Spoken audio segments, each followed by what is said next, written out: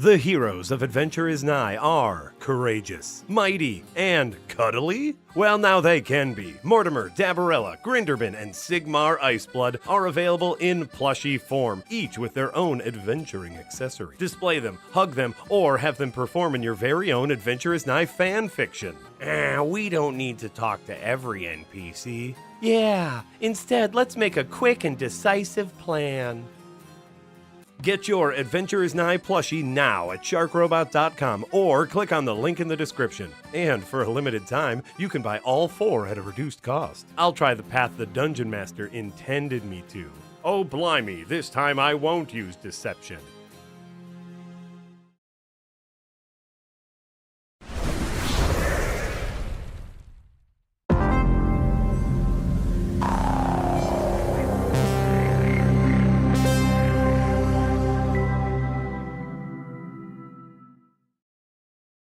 Hey everyone, welcome back to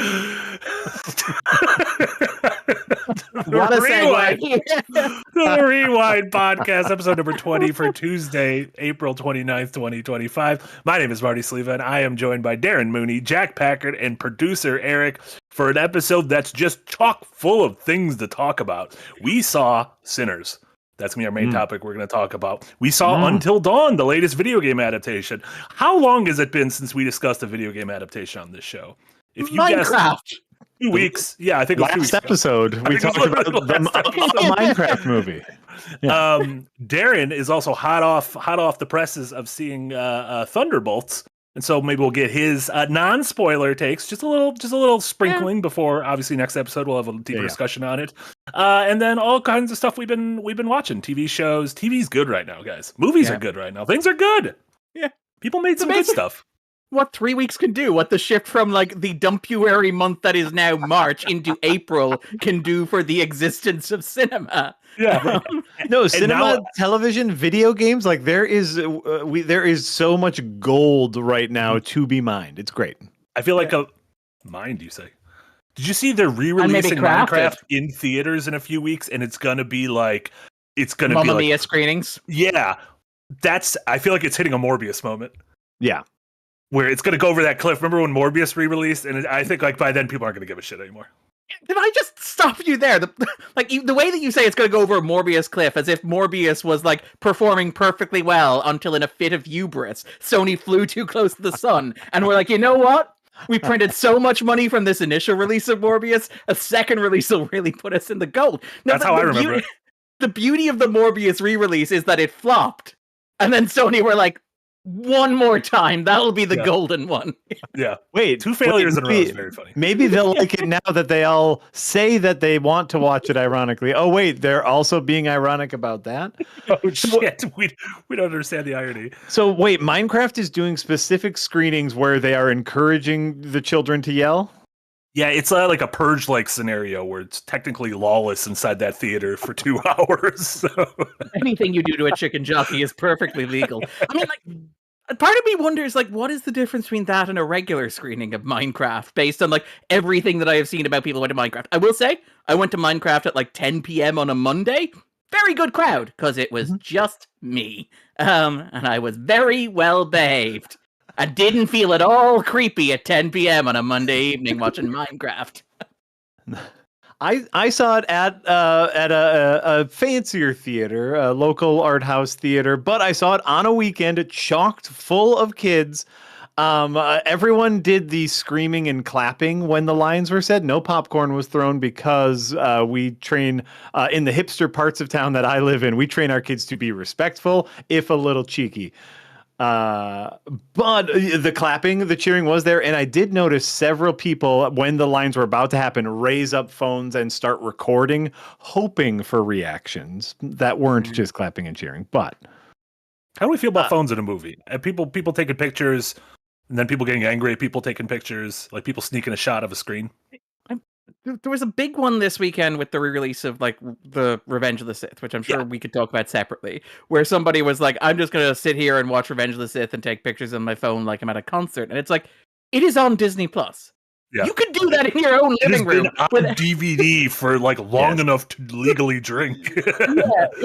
You can do that without having to disrupt somebody else's cinematic experience. I find it very weird. I had the exact same conversation this morning with like somebody who worked at the cinema that was screening like Thunderbolts when I was at the press screening, because obviously you talk about stuff like that when you're in a cinema with cinema staff at 10 a.m. in the morning. And it's like, yeah, they are confused and dazed by it and don't know what to do about it, and it is unpoliceable because obviously cinemas are massively understaffed because the industry is not in a great place, so they don't have the ushers to actually like physically police it. And I will say I have seen it a couple of times. I haven't seen it that often. Much like Jack, I am very lucky in that I have like a local cinema that I trust and that I go to, where the people who go to that cinema generally have that spirit of like cinema and don't whip out their phones and start filming the screen or whatever.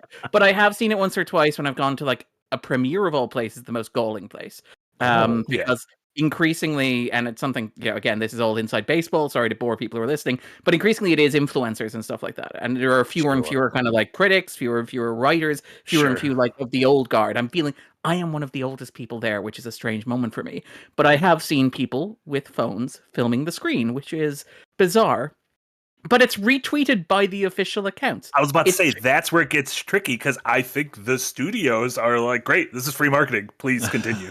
They're interviewing the director of Minecraft and asking him about these videos, and he's saying they're phenomenal. They're great. I mean, this all goes back to like Endgame, not to heap on the MCU or whatever, but like those reaction videos to Endgame, which were shared by the Russo brothers and encouraged by the Russo brothers. And like, it does feel like we've obviously been through lockdown, cinemas were closed for a while. It does seem like people have kind of forgotten how to act in cinemas, and they've kind of normalized, the viral videos that went around during the pandemic where everybody cheering when something they recognized appeared on screen. So I guess that's what we do now. I don't know. It's the same vein to me. I've been a grandpa my whole life, to where like when I would go to concerts and even seeing someone like take a picture at a concert where it's like, what are you doing? What are we doing here? Like, just be here and enjoy the music. Is that picture going to turn out great? No. Are you going to look back at that blurry ass picture 20 years from now? No. Stop it. Like, it's like people who take videos of firework displays. Like, what are you doing with your life in which you think you will want to watch this later? But I also understand in those circumstances, theoretically, the idea that you're capturing something that only happens once. Like with a fireworks display, the random pattern of lights is only... It's impossible to recreate that even using the same equipment. Or a concert. How many times are you going to see that act play live? And you're right, you don't ever go back and look at it. And when you do, you find that it's out of focus. The angle is entirely wrong. The lighting is terrible. And because you're Jack and work professionally in the industry, you're just like... What was I thinking? This is just bad craftsmanship. But like in the moment, there is a sense of, can I capture and bottle this experience like as it is? But the problem with that with cinema is the film exists as a physical object that you can watch at any time. Like, I don't need to record Obi-Wan saying hello there. I can just go to Disney Plus, bring up Revenge of the Sith, and fast forward to that scene if I want to. It's strange. It's strange. Yeah, I remember very strange. It was like a couple of years ago when this is going to wrap back around when LeBron James, I believe it was like when he scored the basket to pass Michael Jordan for like all-time scoring leader or something similar to that. Everyone knew it was going to happen in this game, and at this moment, if he made this shot.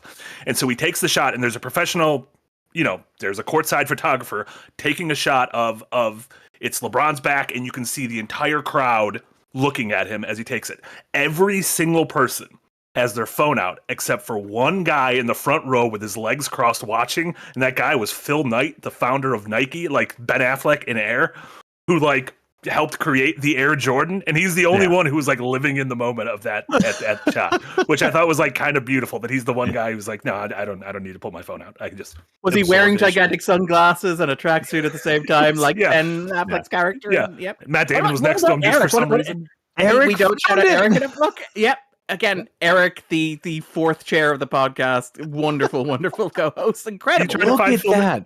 I feel like you're trying to find Phil Knight in order to Snopes me. I don't know if it's that shot. This might be a different shot. But LeBron James has like, made several shots. What a terrifying shot of just like like our grander topic, divergence, however you want to say this, but like our attention is so minimal right now that like I must capture this so I can remember this.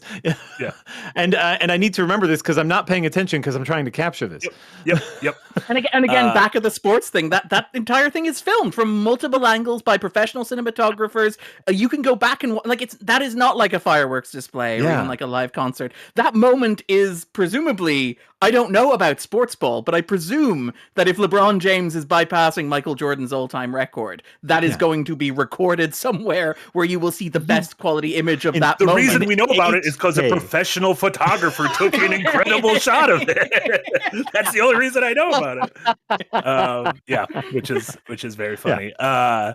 You touched on Endgame. And before we move on to Sinners and stuff all three of us have watched, you did get to see Thunderbolts, which some folks, a lot of reviews have come out, or at least impressions have come out, saying best MCU movie since Endgame. How do you feel about Thunderbolts in a non-spoiler fashion? I mean, we had this conversation shortly before we went on the air where I offered the extremely qualified praise of it is easily the best live-action superhero movie from a major studio since James Gunn's Guardians of the Galaxy Volume 3. And you're like, Darren, that's 2 years ago. And it's like, yeah, but when you count them down, it's like The Marvels, The Flash, Kraven the Hunter, Madam Web, Deadpool and Wolverine, Captain America, Brave New World, Blue Beetle, Hellboy, The Crooked Man, The Crow, and it continues in this vein. I will say I had a really good time with Thunderbolts. It's not a masterpiece. It has some issues with it. Most obviously, it has that tonal thing a lot of Marvel movies have, where it is far too jokey for the material that it is ostensibly playing with. And it does feel like a large part of the movie was retooled heavily, particularly the second act. I think it starts strong and it ends strong, which is what you like in a movie. But I think that in the middle, you can see that there was a lot of like tissue that was removed, less with a scalpel and more with like a hacksaw. But I had a really, really, really good time with it. I think that like Pugh is great. I think that Pullman is great as well. I think it is doing genuinely interesting things. It is engaged with ideas that I did not expect a Marvel Studios movie to be engaged with. In particular, like, it is a movie in some ways about like superhero fatigue, the experience of like where the Marvel Cinematic Universe is now, philosophically, existentially, and culturally, and playing with that idea.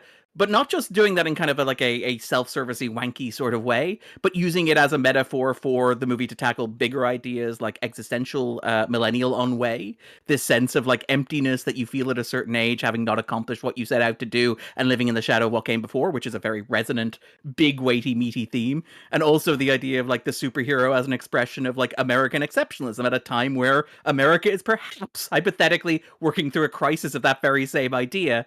And I think that these are all interesting ideas. And it's great. Allegedly. Something going on?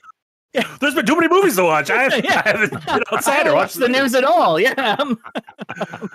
But yeah, I mean, look, that sort of news is very taxing, Marty. You don't need to worry about it at all. But what I did actually, I quite enjoyed it. I don't think it's perfect. I don't think it's brilliant. It is in nowhere near as good as the movie that we are going to talk about, the three of us, later on. I'm obviously referring to Until Dawn. Yeah. But no. No, it is not as good as Sinners, but it is a good time. I had a good time with it. I enjoyed it. Yeah, what more could you ask for? Great. Yeah. Do we that learn more about Congressman Bucky Barnes's platform? Representing the people of Brooklyn. I mean, oh my lord, he's like AOC. Yeah, that's clearly how they're positioning him in the context of like the MCU. Really? He's a Bernie bro. Yeah, Winter Soldier's a Bernie bro. Well, I mean, of course he is. He comes from the most left wing of kind of like political backgrounds. But it is like, again, it is, you can tell that the movie is kind of like, how far can we get up to certain lines without crossing them? Mm-hmm. It is very interested in like the idea of like where the US is politically without explicitly like delving into it. So like the head of the CIA is a major character. The movie literally opens with an impeachment hearing. You know, Bucky Barnes is, as you say, a congressman for the United States. But also, Bucky Barnes is doing a big homage to Terminator 2 Judgment Day. So just take what you will from the movie. I had a good time with it. It is not perfect. It is not amazing. It's not going to blow my mind. It's probably not going to make my top 20 or top 30 of the year. But like, I've sat through a lot worse, and I came out smiling. What more do you want? Pugh and Pullman, the MVPs. I think like that's thinking of my favorite Coen Brothers movie, Barton Fink, is like sometimes that's all you're looking for is a wrestling picture. Like that's all you got to make is a wrestling picture. I love and sometimes good enough is good enough. Yeah. I'm looking forward to seeing it this weekend. We're going to be moving on to Sinners. I see a ton of great super chats already came in. Thank you guys so much. We're going to save those for after Sinners and Until Dawn because the super chats will directly lead into some of the other stuff that I know some of us have been watching. So we'll save them all for them. That said, somebody does ask in the credits how many Red Hulks, and I feel like I can't answer that question. I feel like that's a spoiler. Do we think there's a chance any Red Hulks appear in Secret Wars or other Secret Wars? Doomsday? I mean, they will have the budget of what, at least 2.5 Red Hulks, so we can assume maybe we'll see a quarter Hulk. But at least 1.5 of those Red Hulks is building like a trailer quote encampment for Robert Downey Jr. Do you think that shitty like child Hulk or like teenage Hulk from the end of She-Hulk? Scar? You keep Sakar's name out of your mouth. Scar, that's what it is. Is that the name of the planet from Thor? That's like in Thor, the third Thor movie. They go to Sakaar. He can't be the same name as a planet. You can't have someone walking around named Mars. It's gonna be confusing. Whoa. I mean, you can absolutely. There's. You can absolutely. Yeah, absolutely. What is this Venus de Milo bullshit? Who is this? Get her out of here! Give her a new name. Have you met my new girlfriend, Uranus? Hachi machi.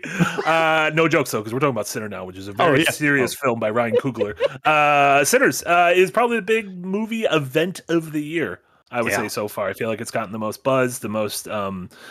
One of those we're excited to be in a movie theater seeing a movie made by someone who knows how to make movies that we get a few times a year, which is just really nice. And not just someone who knows how to make a movie, Marty. Like it was exciting to go to a movie with someone who cared about making a movie. Yeah, everything felt very considered. So right off the bat, Darren, what did you think of Sinners? Loved it. It is one of my favorite movies of the year. And like, again, you mentioned this weird thing that's happened in culture at the moment where the first 3 months of the year were a very sparse time in terms of like movie releases. It was not a great time to be going to the picture, with all due respect to Minecraft. But like, it did feel like we were in a bit of a drought. It did feel like, particularly like last year when we had movies like Dune Part 2 and we'd had movies like Challengers kind of in the March area. March just felt kind of barren. And then you get to Sinners, and Sinners is a whole meal of a movie. It is a virtuoso accomplishment. It is a movie that is, I think, universally recommendable, which is incredibly rare. It is a movie that I think you can say to almost anyone with the qualification of like, as long as you're comfortable with a certain amount of blood appearing on screen, you will have the best time of your life at Sinners. And I have not gone wrong. I've never heard nobody yet has come back to me and said, I went to Sinners and I was disappointed, which is kind of incredible. It does not happen that often. But yeah, it is a magnificent accomplishment. Obviously, Coogler is a generational talent. I think even before he made Sinners, there were a lot of people, myself included, who were kind of like, this guy has the potential to do it. And obviously he launches with Fruitvale Station, but he immediately pivots into making franchise films. And Coogler's franchise films are like the highest quality of franchise films. Creed is, I would argue, one of the great American movies of the past decade and change. The Black Panther is one of the most consequential comic book movies ever made, one of the most consequential blockbusters ever made. Wakanda Forever is a minor miracle that movie is in any way coherent, given everything that is weighing down on it. But it is so exciting to see a director come to a project like Sinners, which is entirely his own work. That is something that he obviously cares about deeply, something where he has literal ownership and stake in. Very famously, he negotiated with Warner Brothers where after 25 years, the rights to this movie will revert back to him. So himself and his heirs will be able to own the film and retain like the value of the film and receive money off the back of it. A deal that many in Hollywood, obviously there is precedent. Quentin Tarantino has a similar deal with Once Upon a Time in Hollywood with Sony, but a lot of people in Hollywood were like, this is a game changer of a deal, particularly for a filmmaker like Coogler, who is not Tarantino, who has like worked primarily in franchises with big studios. And it kind of, watching it, there is such excitement in it, and there's such appetite, and you can tell that this is, and I don't want to denigrate the work that Coogler has done with like Warner Brothers and with Disney. I am sure he is very proud of it, and he should be very proud of it. Those are generally very good movies. I have my issues with Wakanda Forever, but Black Panther is a great film. I think that like Creed is a phenomenal film. He should be proud of those movies. but he doesn't own them and they're not his. And when you watch Sinners, it feels like somebody that is making something that has been stirring and brewing inside them for so long and just waiting to get out and means so much to them. Everything in this movie feels thought about, considered, put together perfectly. The performances are incredible. The filmmaking is stunning. Like Coogler's use of long takes, his understanding of how to work with actors, his ability to manage suspense, his obvious points of reference and affection for like the history of cinema. And Coogler is a fascinating person to hear talk about this. He's done a tour where he's talked about the different formats. I recommend seeking that out on YouTube. It's an incredible conversation where he talks about like these strips of film that are used to make these and what format you should see Sinners on if you want to see Sinners. But he's talked openly about like his influences, which include like obviously The Shining is a major influence here. Obviously, like From Dusk Till Dawn is a major influence here, but he's also going out there and saying Puss in Boots: The Last Wish inspired me in making this movie. This is a dude who loves cinema, and it is all over this movie, and it verbs. There is a sequence in the middle of this movie, which I'm sure anybody who's seen already knows, where it is a long take where the movie just does something that is incredibly ambitious and incredibly wild and completely unlike anything the movie has done to this point. And if that scene does not work, which it probably wouldn't when you read it on the page, it will break the movie and kick the audience out. And not only does it not work, it manages to like push the movie into some sort of new stratosphere of working and efficiency and effectiveness that pulls the audience even further. And I love Sinners so much. Sorry, this has been a rave. I apologize. No, that was beautiful. Never apologize. We have you here because we the less Marty and I talk, the better. We just set you up to talk more.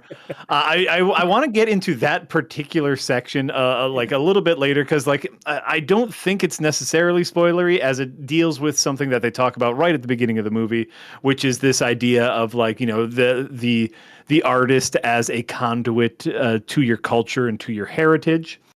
Not just to your past, but to the future, which is beautiful. I talked to Marty about this a little bit earlier in a different meeting, and I call that moment beautiful jank, which is a moment that should not work, but oh boy, it did. But I think we will get to that a little bit later, just because it might be slightly spoilery. But the ages ago, and by ages ago, I mean maybe 15 years ago, there was this idea in Hollywood about one, oh, pardon me, a little gunk, one for them, one for you. And that has largely gone away in the era of IP.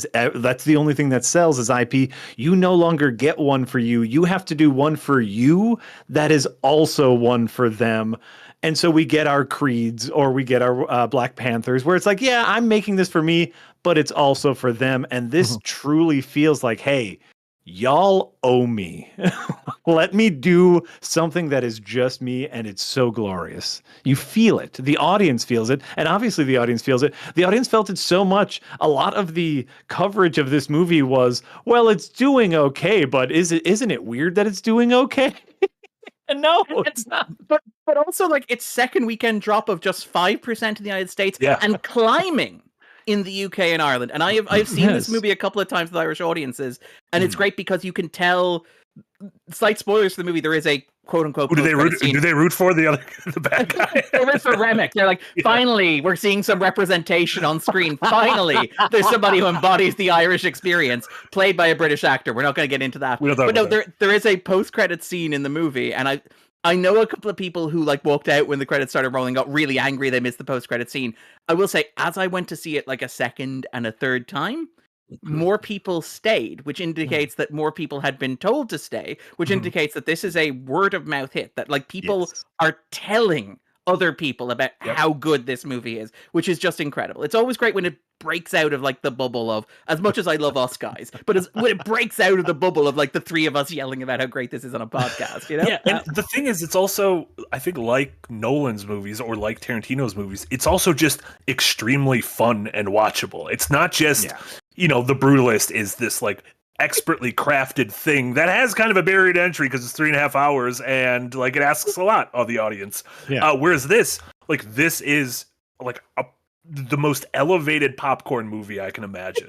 Like, it is so entertaining from start to finish, and it has such an incredible energy and through line through it. And it is one of those movies that I knew it was a vampire movie going in, which that's not a spoiler. And I think soon we can kind of get into more spoiler details. But I knew it was a vampire movie. And then an hour into the movie, I kind of forgot it was a vampire movie. And then all of a sudden there's a pivot into like the third act. I'm like, oh shit, this is a vampire. I forgot this is a vampire movie. If this is just about the troubles of starting a gin joint in a juke joint. Setting up a small business in Mississippi Delta. Exactly. Yeah. I'd be like, yeah, I'll totally watch this. Ooh, will they, won't they, between these few couples? And what's going to happen here? Yeah. I thought it was remarkable. A movie about how much Ryan Coogler likes performing oral sex. Like, that is honestly, like, I'm not exaggerating. Like, a major thematic subtext of this movie, a recurring point is like, Ryan Coogler really wants you to know oral sex pretty great. Ryan Coogler puts in the work, is what we're hearing here, and that's great. He wanted those scenes in Black Panther, and Feige shot those down. So. Disney were like, no. I'm gonna put them somewhere. Go away. Do we? I mean, also just standout performances across the board. Usually, twins don't. I'm a little when a character is playing two characters. Alto Knights didn't work for me. If I'm being honest. Shockingly. De Niro playing. Alto is clearly a movie where like De Niro is like, Pesci, come on, do this movie with me. And Pesci's like, I don't know about it. And De Niro's like, fine, I'll do it myself. For me is Michael B. Jordan plays twins in the movie. And they do a really good job of kind of color coding. They each wear very specific outfits. Mario and Luigi. They're Mario and Luigi. I mean, one of them literally has a gold tooth as well. Which... Right. What I will say is the screening I went to, I don't know if there was maybe something wrong with the projector, but I do believe it was slightly, it felt like it was darker than it was supposed to be. Just like the image quality wasn't as good, or maybe I've just finally reached that threshold of old mandom where I need to go back to the optometrist because something wasn't looking quite right. So there were scenes for me in which I didn't know whether it was because it's smoke and stack. Smoke and stack. Literally smoke stack. So it was they play smoke and stack, and at the start of the scene, eventually I figured out who it was, but I was unsure which of the twins I was with for a moment. But I don't believe that was the film's fault. I think that was old man eyes or projectionist's fault. That might have been a projector thing because mine was nice and crisp. And like again, to shout out what Coogler knows what he's doing. It is very easy to get lost in how well edited this movie is, how well paced this movie is, how well written this movie is. But just in terms of sheer filmmaking craft, it is incredible. The establishing shot of the two Michael B. Jordans consists of the character handing a cigarette to one another, passing a lighter back and forth, as if Coogler's saying, "Look at what I can do. Look at how good I am at this stuff." And there are several points throughout where he does this with long single takes. You don't even notice our long single takes. There's a moment where one of the Michael B. Jordans goes to he sends somebody to a room to pick up the other Michael B. Jordan, and then he interrupts something and he walks back and he gets the second Michael B. Jordan, and the second. It is one of those things where it looks cool and you don't realize until after it's over how difficult must that have been to do logistically with that one actor playing those two roles. It's great. I love it. No, I watched the studio. I know how difficult it is to do. Well, I think that's a lot of the movie, and that's a lot of the confidence that Coogler now has, making billion-dollar movies. Is I think there's a lot of temptation as a filmmaker to really show off your tricks, and I know we'll talk about this more when we talk about Until Dawn. But a lot of the marketing of Until Dawn was, no, look, we used practical effects. I promise. They were so desperate to kind of show off their craftsmanship that it does take away a little bit from the movie. Whereas Coogler just says, watch the movie. If you are into that, you will figure it out later, which is great. Yeah. And I will, again, I love that Coogler is putting himself out there. It is one of those things. I love having, again, the old Hitchcock style. Remember when a trailer for a movie would just be Hitchcock walking around the set going, well, I can't show you any footage from my new movie because it's so scary, but it will be in theaters in April. Or Steven Spielberg in the 90s when he would show up in animated TV shows with his beard, or Martin Scorsese popping up in the studio or making a Fuji film commercial where he plays himself. I love like a director putting themselves out there, and I love that Coogler is doing that. Where for the week after this came out, more than Michael B. Jordan, more than Haley Steinfeld, it was Coogler who was all over my feeds talking about the movie and talking about it again with that passion that you mentioned, with that love that you mentioned, with that like lack of pretension. Which again, he's talking about how much he loves like Puss in Boots: The Last Wish. I love Christopher Nolan, but Christopher Nolan's not going to be touring for the Odyssey saying, you know what, The Bad Guys 2 was a major influence on the Odyssey, you know? Why not, Chris Yeah, why Nolan? Okay, to be fair, Chris does love, I love that I'm calling him Chris, he does love MacGruber. You heard about the note he sent to them on the first day of shooting the TV show MacGruber? No. A world waits and watches, signed Christopher Nolan. That's kind of incredible. You know what? Actually, that does, like, I respect him as a filmmaker. That makes me respect him as a person. I think that's great. That's the one thing. Coogler's background is also fascinating. He had like a football scholarship in college. He was like a really great receiver, like wide receiver in college. And then he was just really into movies and then kind of pivoted into film because realized probably won't be. I won't be one of the 0.0001% who makes it in the NFL, but I will be one of the 0.0001% who makes it in Hollywood. You know what might be slightly easier to get into? Yeah. Hollywood. Yeah. Also, I won't have my brains bashed. I would say less concussions, yeah. These days. It's a less changed since the 50s. It's Barton Fink, yeah. Exactly. It's all fine. It's all fine. Barton Fink. It's also one of those, it's a really great movie about music. Which I love. Like, it is an amazing movie about music with amazing musical scenes. And again, Ludwig Göransson like might be my favorite composer right now in movies. And credited as a producer on it. Like, he's an active part of the creative process on this. He's a collaborator, and his wife is also a producer on it. Yeah, like it's part of the fabric of what this movie is. Yeah. And I love a movie that's all about either like a bar or a crazy night. Like Nora even had a little bit of that, or like After Hours, or like, whoa, what kind of hijinks are we going to get in tonight? The hijinks are a little different in this one, but hijinks. Fucking vampires, get your hands fucking off me! Now should Nora be in Sinners? Yeah. Mikey Madison as Sinners could have been great. I mean, this movie does also feature lots of characters being set on fire, so she would have been right at home. She would have loved it. Loved it. Do we reckon she turned down like the Star Wars movie because she didn't get set on fire at the end of it? Yeah. Also because it's probably going to be a piece of shit, but 6 of one, half a dozen of another. But that idea of like the one crazy night of like this, this film will take place over an hour. We get to fit a lot of storytelling within a day. Like, that idea within storytelling in general of today's the day. Like, we are showing you this part of the story because this is the interesting part, and it takes place one day. That's all you get, and it's Can't hardly wait. The first movie to ever do that. Yeah.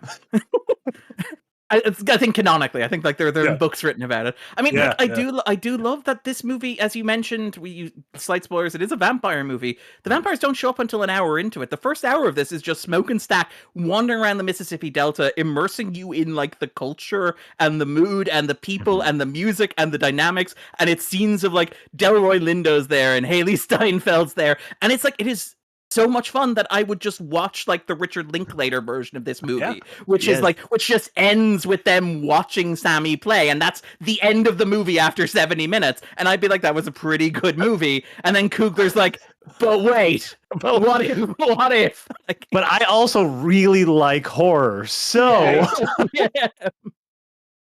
that's the thing. If this was just a period drama about gangsters trying to start a legitimate business, dealing with like the Deep South or sharecroppers or the Ku Klux Klan or whatever, we would be talking about this movie with the same enthusiasm because that part of the movie is just as good. Yeah. Do we want to mark like a line of demarcation here? We can talk about spoilers now because I think I do want to like there is that key scene I want to talk about, and then there are there's like some small things that didn't work for me, and that's also kind of in the third act spoiler stuff. We won't go into kind of like telling you how it ends. We won't go into major spoilers. But we will start to get into maybe some of the greater themes of the movie, which if you haven't seen it yet, you might not want spoiled for you, is what we'll say. Yeah.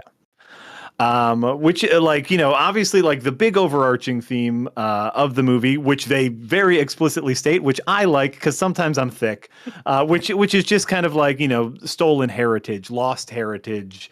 The monster as metaphor here, as I saw it, was the kind of watering down of a culture. Like, oh, you can have power, you can live forever, but it's kind of going to get diluted a little bit amongst all of the melting pot that is the vampires, which I thought was a glorious villain. And like, to be honest, one of those great, like, the movie is a documentary of its own making, to quote, I think, Jean Reno or whatever. Jean Renoir, apologies, not Jacques Reno. But, like, this is a movie that is about the idea of ownership and the ownership of art and the controlling of art and who gets to own art and profit from art and dictate the terms of art and create a space where people are welcome. And, like, Coogler is a filmmaker who has worked in structures that are not his own. He's created art that he does not own, and it's art that is, like, again, the premise of this movie is, you mentioned the idea of the vampires as literal bloodsuckers, but even before that, you have Smoke and Stack. When they went to Chicago, they had to go work for the Italian mob, the Irish mob, or whatever. They couldn't create a space that was their own. And here you have this dilemma of, how do I create a space for Black Americans in 1930s America where we can have an art form that is our own, that belongs to us as a mode of artistic expression, and which enriches our community, but is also economically sustainable? Because a large part of the movie, I love how much of the movie is about capitalism. We mentioned that, like, first hour. So much of that first hour is just negotiations. Yeah. It's like Smoke goes and parks his car in front of a grocery store, and he has to teach the little girl to negotiate to 15 cents a minute to watch the truck while he goes into the room to, like, negotiate how much he's going to pay for the sign, depending on which inks are available to print the menus and the sign to advertise the Duke box. Meanwhile, this is what happens in the vampire movie. Just to be clear. And they go to like Delta Slim, Delroy Lindo, and they're like, "We'll pay you $20 a night to do this, and you're only getting paid 10." And he's like, "But I get paid 10 every weekend, and you're offering me 20 for one night." And it's an entire extended scene, and it is so good. It is so exciting. But, like, it is a movie that is about the idea of, like, commerce and art and how they exist in conversation with one another, and the idea of, like, retaining identity. Because, again, that is what this movie is about, literally and metaphorically. Coogler wanting to maintain ownership of this movie in the same way that, like, Sammy wants to retain ownership of his own movie, where like Jack is right. It's about, like, the vampire is parasitic capitalism. It is all-consuming, gentrifying capitalism, where Remick wants his song, he wants his story, and he wants to feed on it and to use it for his own ends with this gold that magically appears and can solve all of the problems facing the speakeasy. Remick shows up and he's like, "Look, I'm not racist like the Ku Klux Klan. I have bucket full of gold, which will allow you to do this for as long as you want." Like, at one point, one of the vampires literally says to Sammy, "You can keep touring forever," which is such a weird thing to say to an artist. It's like the least exciting part of being an artist. You could just do that continuously and rake in the money. But, like, it is a movie that is about this idea of who owns art. And, like, can Sammy find expression of his own art in his own way without having to turn to literal vampire capitalism, or without, and again, one of the things I find really interesting about this movie, it is called Sinners. It opens at a church, and it is something that I picked up on rewatch. The first time you watch it, obviously, you're just kind of scanning for you're absorbing the plot as you go. You don't have context for the images, but it is very striking that, like, in the opening scenes of the movie, when Sammy goes home to visit his father after the events of the night, and his father in the church extends his hands to welcome him into the church, to welcome him back home, to tell him all is forgiven. He just has to drop the guitar and give up his sinful ways and embrace the religion of his own people.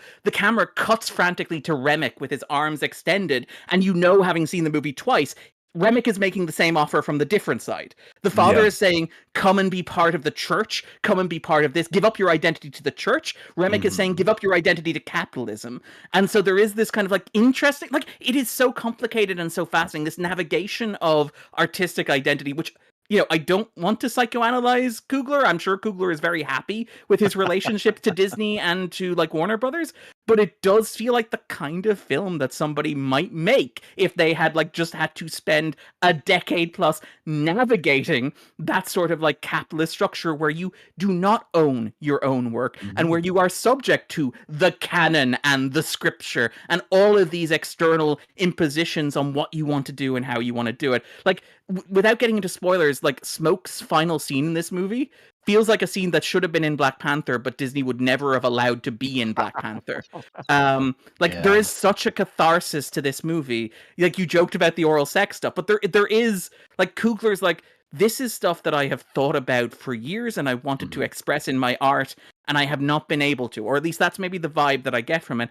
And I think that's the part that is mirrored the most in the movie, is like wanting to tell a cultural story, a black story, a black American story, and not being able to through the machine that Coogler has been through. There's these lovely scenes with, Preacher Boy, Sammy, and Smoke and Stack, saying like, hey, we had to leave and we couldn't make it because of who our fathers were. You can make it if you don't do what you want to do because your father's a good man. You can make it in this watered down in the preacher world, right? Specific community. It's like you have to do it, but you have to do it in this precise space. You have to live in this pen. Yeah. Yeah. You have to live in this pen, and like that is mirrored with I'm terrible with names, but the old blues man saying like, oh, we got great gigs. Delta Slim saying we got great gigs playing for white folk, and we like they love the music. They just don't love the people who make it.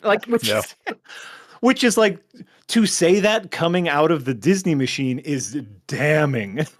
Yeah. But then this other idea, the specific scene that I think is the most important to the movie, is the scene in which we get a little weird, we get a little mystical, in which Sammy's music invokes the ancestral spirits of both the past and the future. Mm-hmm. And it is bizarre. It is so wonderful craftsmanship. I will say that the actual placement of it in the movie feels rough and dirty, and I would almost call it janky, but I think it's very purposefully janky because it does wake you as an audience member up. Hip hop beat, like how do you even explain that scene to someone who's not seen this movie? It starts with Delta blues and just like the crowd thumping along with it, and suddenly out of nowhere a 70s funk guitarist starts playing along with the music, not perfectly in rhythm. Yes. And then we see like African shamans dancing along with it, and then we see DJs rapping along with it, and then we see culture ancient Asian representation because there are Asian characters, and it turns into a soup of ideas and cultures and music from the past and the present, and it should not work. It should not be evocative because it is almost like it feels jankily placed together, but it works so goddamn well that it realigns you while watching the movie. Would you say it's where multiple rivers of time converge, like a sort of delta, if you will? You can't keep getting away with it. It's so good. I can and I will. It's so good. It's so amazing because like it does jar you a little bit. I like my first instinct was to chuckle seeing a funk musician there in the speakeasy. But it works. It works phenomenally. I was like, this can't work. And it does. Like the moment that he appears, I'm like, what is happening? This is going to break the movie. Yeah. And like within 5 or 10 seconds, I'm like, no, I'm on board. He did it somehow. It's incredible. Yeah. Yeah. And it's like a bit of magical realism that we talked about David Lynch earlier this year that feels almost Lynchian at times, the way Lynch like portrays music at the especially throughout the return, like at the bar. Triple or the bang bang bar, yeah. And then even a little bit like the thing it reminded me most of is there's I don't know if anyone in the chat's played it, but there's this adventure game called Kentucky Route Zero that's all about it is like a magical realism tour through the American South, and there is a scene where a performance at a bar turns metaphysical and the roof is gone and you start like transcending time and space, and that's what this does for everyone listening to it. And like you said, Jack, it's the past converging with the future, and it's what you feel when you hear music like this, and it's the Chinese shopkeeper family feeling it in their bones, and then you get a similar like that scene is juxtaposed later with when you get the Irish jig outside, and when you get that culture sort of conveying less welcoming and less like contagious and more it was like almost ominous and welcoming scary. in a way. Like I think one of the like a fascinating villain in this movie, because it is like one of those, oh, you're not just like you're evil, but like the reason this is able to work is because you can kind of bend light in a certain way to make it be like, oh no, but I'm an ally. I've been through this. In which in American history, Irish immigrants have been through it. Like there is a reason that this movie focuses on Irish immigrants in America, the Black experience in America, and Chinese immigrants in America. Like there is a reason it focuses on that. Yeah, he's the producer who shows up and says, "Look, I know, like the Ku Klux Klan are awful. Like those people, those racists are terrible. It's like, look, I just want to get like your music out. I just want to appreciate your music. Sign this contract that will bind you to me forever. But I love your music so much. Like we could be one happy family." Right. Oh yeah, no, it's like we I won't murder you, I will exploit you 100%. Because he could just listen to Sammy play the music, or he could just pay Sammy to play privately for him as well. But he's like, no, forever and always and bound to me. And one I did like Jack, you mentioned how the movie started off with. I didn't rewatch it. Doesn't Black Panther kind of starts out with a little bit of like, here's some real brief. Like kind of backstory, world building, mysticism, just to ground you in where we are right now. And I feel like the movie does a really good job of that. And it's also just good world building throughout without feeling the need to hammer something home. Like even when the vampire is introduced and we see that he's being chased by the group of like Choctaw Indians who no part of the movie, which is just great. I love that they're like thumbs down. It's a vampire movie. We're out. It's a completely separate movie that I'd be fascinated by to see like what this guy tried to do the same thing to this Native American tribe, and they very quickly realized like, oh, this is a fucking demon, and we need to kill him. But the sun's going down, and he preys on the racism of a nice white couple, and gets his little clan rally. Yeah. What does he say? We'll pay a little visit to his uncle and set him right too. I will say the one thing that didn't work. That scene 100% works for me. It is shortly after that when it becomes the vampire movie. I almost felt like I missed something. Like I missed a scene, or like it felt like I went to the bathroom and came back, but I didn't. It just felt like we went from one tone to another tone. And I get that's kind of what they were going for, but it just felt like everything happened so quickly and everyone was so immediately game to be like, all right, this is a siege. We got to fortify. Like, I was like, oh, there's no even discussion of this. We're all just on board. And I quickly got over that, but it almost felt like a mini version of what's the Death Proof, the other movie with Death Proof? Planet Terror. Planet Terror. Yeah. How they do the little thing where like the film reel burns and you just miss an act of the movie, and then when it cuts back, like the place is on fire and they all have weapons. Like it almost felt a little bit like that to me. I mean, it is a $90 million movie, which sounds like a lot of money, but is not in actuality a large amount of money. Yeah. So there is obviously a very like narratively convenient conceit where once the vampires show up, everybody runs out of the speakeasy, and the next time you see them, they're all vampires. Because we don't got the budget to show that happening. And it does, like, having watched it a couple of times, there are moments at the climax where I'm slightly confused, where it seems like there are a total of 6 people in the speakeasy at the climax, but when the speakeasy is attacked, there's like 9 because 3 of them get fed to vampires before anybody that you identify gets fed to a vampire. But like, I'm willing to kind of go along with it because the movie just moves quickly enough and is like deft enough at doing that I don't mind. As you say, the Irish jig number is a very like, this is a musical.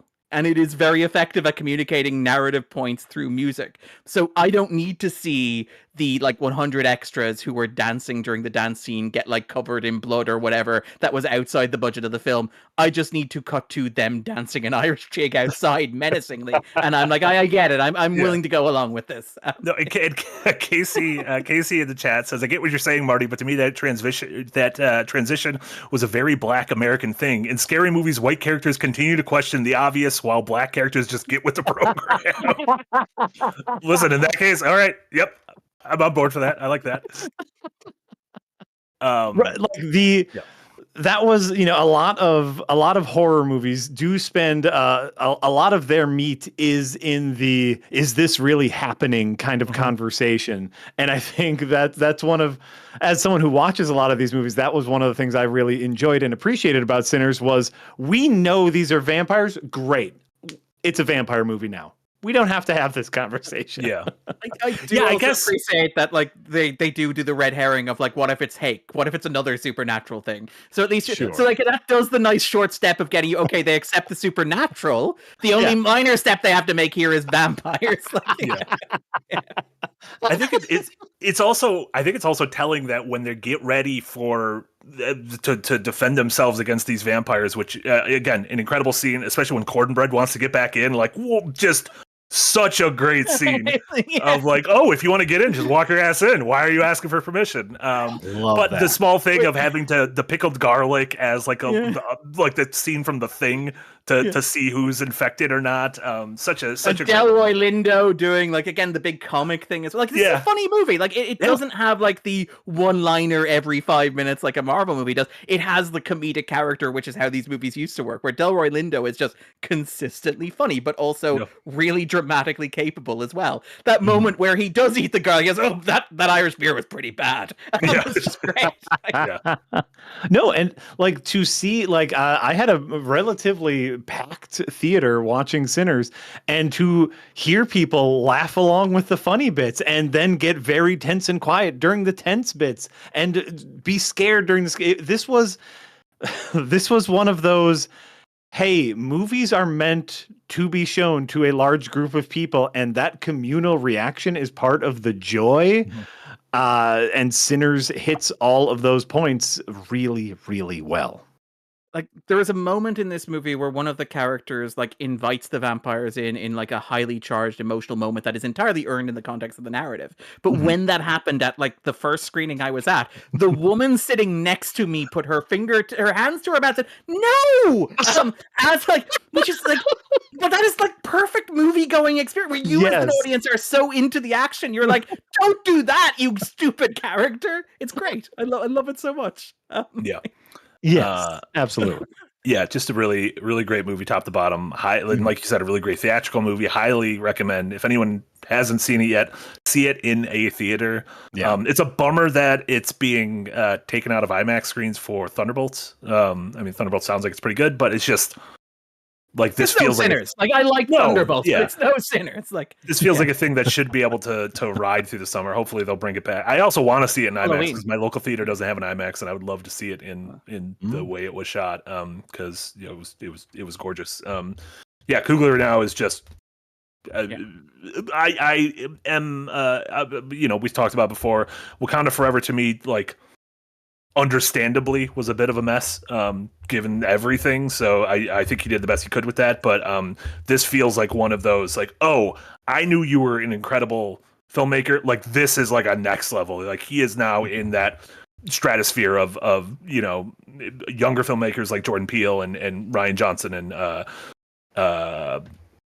Christopher Nolan, but also like a Scorsese or Spielberg in terms of I will be there day one to see whatever you make now forever. This is his Inception. This is his prestige, right down to being a movie about twins. And like Christopher Nolan does get a thank you in the credits at the top of the special thanks section. Like, no, but it is a filmmaker who is like making studio art in a big franchise that is like well received, well reviewed, and massively popular, but also in between proving, I can do my own thing. And I am very curious to see where his career goes after this, because he has said the deal that he struck with Warner's over Sinners is a one-time thing. He's not going to look on that in all his movies going forward. And I do wonder where his career goes after he does. Presumably he's tied to the third Black Panther, whether, by handshake agreement or by contract. But I'm very curious. Already said some stuff with Denzel Washington, possibly being in the movie. Yeah. Which is great. Like, one thing that will make me excited for a Marvel movie is, can you get the greatest living movie star to be in your Marvel movie? Yeah. But like, it is. Where he goes after that, it feels so open, where I feel like he could do the James Gunn thing and become like the guy who manages an in-house studio franchise thing, and that would be great. Or he could also just blaze off and do the Nolan thing, where he's like, I'm going to make whatever the hell I want, and I'm going to win an Oscar in 10 years, and I'm going to redefine like what is possible in mainstream. I'm going to become a name unto myself. So much is possible right now with Coogler, which is so exciting. It's so exciting. Well, and Seasons as the X-Files showrunner. That's what we're getting. Like even Gillian if, Anderson's coming back. Like, What is happening? But if he's involved, everyone would want to come back. no, that's like Anderson, like after season 11, Anderson's like, look, no offense, like I love doing it. I'm just tired. I'm worn out. I played this character for 20 years at this point. And then like she was asked a couple of weeks ago, and she's like, oh yeah, Ryan Coogler stopped by the set of. What is she doing at the moment? Tron Ares. And he was like, I'm thinking about bringing back the X. I was like, yeah, I'll be there. And I'm like, but that's the kind of cachet that he has, like, right? Like, and even if he goes back to a franchise, even if he goes back to a Marvel movie, the amount of confidence and swagger that he can bring with him to actually have some weight to push back against the Marvel machine, very exciting. Very exciting. I mean, the best Marvel movies are the ones made by the directors who have that cachet, whether like Shane Black because he has like Robert Downey Jr. behind him, or James Gunn because they fired him. He went to run another studio and he's coming back as a flyer. Like it is very much like, so Coogler coming back. I can't imagine. Can you imagine telling Coogler no? Like, Right? Yeah. But I think with Denzel, it's like, Telling both of them no. Eric, you can take off the spoiler alert now. Sorry. But That wasn't even by too the way, spoilery. If I'm gonna be honest, that wasn't very spoilery. that wasn't very spoilery. Like we talked some bigger themes and like some discovering some of the themes, seeing some of those themes for the first time, I think can be spoilery. And so like I think that scene, not knowing about it, I was thrilled when it popped up in the movie because I was like, "What is this thing?" But let's stay talk after the about credits this as well, or stay during the credits. Also, Yes, definitely stay. Yeah, there's 2 scenes during the credits. Wait so until the theater lights go up because usually they keep them down. See it a second Or see it a second time. Just refuse to leave. But how about this? Let's talk Make them play it about over again. let's talk about a director who got started making some lower budget movies, went to make superhero movies, whose sequel to the superhero movie had some questionable content to it, then went on to make other movies. Didn't we already talk about that? I'm talking about the other director, Until Dawn. Oh my God, the thematic tether! I didn't realize it was there.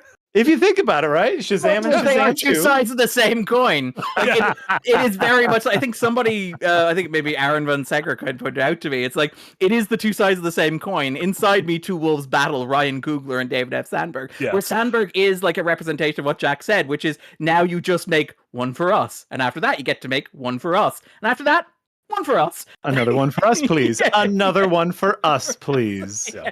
They had to deal with slightly different situations, though. Ryan Coogler had to deal with the main actor tragically passing, and then the other guy had to deal with the main actor. I'm just going to assume tragically passed. I didn't read anything about him, but I'm assuming he passed. Again, I can't get over the Chicken Run thing, where they're like, okay, we need to recast the Mel Gibson role from the first Chicken Run because he's too problematic. Who are we going to cast? A guy who's rock solid, never going to cause any controversy whatsoever. Zachary Levi. But there was a moment that America loved Zachary Levi. Yeah, and absolutely. I want to go back to that moment. I liked him as an actor a lot. We have to go back. Until Dawn, the horror movie based based on the PlayStation franchise. It even has a nice little PlayStation splash screen at the start. Yeah. I saw Astrobot. It was very nice to see that man. I love him.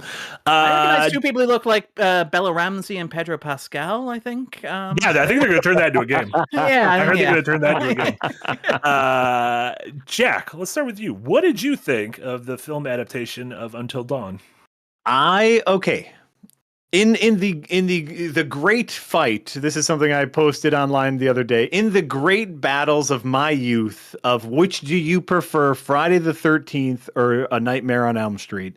I have always been on the side of A Nightmare on Elm Street because I am okay with fantasy. I'm okay with silly in my horror. And I like it. I'm okay with some goofs in my horror. And to me, Until Dawn... Spoofs and goofs. Spooks and goofs. Oh, that's good. I don't know anything about the Until Dawn games. I don't believe I have played them. Well, there's only one game. Oh, well, then there you go. But then that studio has continued to make. Yeah. It's very much a choose your own adventure game. There's very little gameplay. It's mostly whatever you do, anyone could die, anyone could live, and see what happens at the end of the story. Gotcha. So I have not played that game, and so I know nothing about it. So to me, this was just a really fun little horror movie that was, in a sense, several smaller horror movies stitched together because, as the premise of the movie goes, they have to survive the night, and if they don't survive the night, the day resets. But some of the wounds from the previous night carry over. And what we get is every single day is like a little mini horror movie. Oh, we got a slasher movie. We got a possession movie. We got a creepy crawly movies. A spontaneous combustion movie. The only movie I care about. I've seen Scanners. It's great. And so what we get is several little small horror movies and a lovely little mystery that doesn't necessarily get solved, but who cares? Because I'm here for the vibes and the body explosions, and I got that. So I was overall very happy with it. This is one of those where I know it is not this is not a movie that I will think about a lot afterwards. This is not a movie that I will ever watch again, probably. But on my scale of bunch of crunch to nuncha crunch, it gets a bunch of crunch. Nuncha crunch. This is the problem with a binary system, Jack. Can't there be Soma crunch? Yeah. But like Marty, we've all three of us have seen it. But Marty, I think you're the voice of the opposition here. I believe. I am the voice of the opposition. I'm the leader of the resistance. Yeah. I'm the leader of the resistance. Yeah, I don't know if this is gonna be unpopular. This is the worst video game movie of the year. This is worse than Minecraft. Okay. Absolutely. Okay. Okay. I think I didn't even like it that much for cheating. I think that's a low blow. This is a bad version of Cabin in the Woods. There is a good version of this movie, and it is Cabin in the Woods. So why are we watching this movie? And this movie, These are both mine movies, actually. They are both mine movies. This movie, if you are you're seeing these things, and you're like, oh, where's Hayden Panettiere and where's Academy Award winner Rami Malek, who were two of the main characters of Until Dawn, the video game? They're not in this. This movie is kind of a prequel to Until Dawn-ish. It kind of sets up in a stinger not even a stinger, but just the last shot is like, oh, there's some kids going to a snowy cabin, and at one point you see like the therapy file for Rami Malek's character from the Which game, I believe and uses his CGI image, so they don't have to it pay. Is not his real rights. image. That's probably how they got around not having to pay him. Because I'm going to tell you, A, no chance in hell there's an Until Dawn 2. B, no chance in hell Rami Malek's in that movie. Can you imagine, like, Until Dawn 2 Oscar winner Rami Malek? And Hayden Panettiere, ... Remember her? He was in Heroes. Yeah. Peter Stormare reprises Ariana his DeBose, we're going straight for your post-Oscar career here. Oh no, that's sad. Peter Stormare reprises. He's the only character who reprises his role as a creepy doctor from the game. I think the reason the movie didn't work for me was right off the bat, I deeply hated every character, and I did not care if anyone lived or died. Deeply. They are very whiny. They're whiny archetypes, and none of them seem like they would be friends. And I get this is just a horror movie thing that you either buy into or you don't buy into. And maybe it's just the mood I was in yesterday, but I did not buy into any of these characters. Being I think friends. That's fair. That's very fair. There's a moment when like the group of four turn on the one guy who's being a bit of an asshole, but also he's being correct. Like, yes. The level of like turnage is like disproportionate, where the movie's just like tear him to pieces, and I'm like, maybe just have a stern word with him. Maybe take him aside and have a conversation. Maybe like, everything doesn't need to be bunch of crunch and none of crunch. Disembowel him. Some of it could be some of crunch. I did. There are some things I liked. I did like the. I'm a sucker for a time loop, and I did like the way they depicted it in terms of you write in sort of the guest book of a hotel, and every time you write your name, it's the next day or it's the next loop. But every time your handwriting is getting a little more fucked up because you're losing your humanity because you're becoming a Wendigo. Obviously, like that's what happens when you get stuck in a time loop.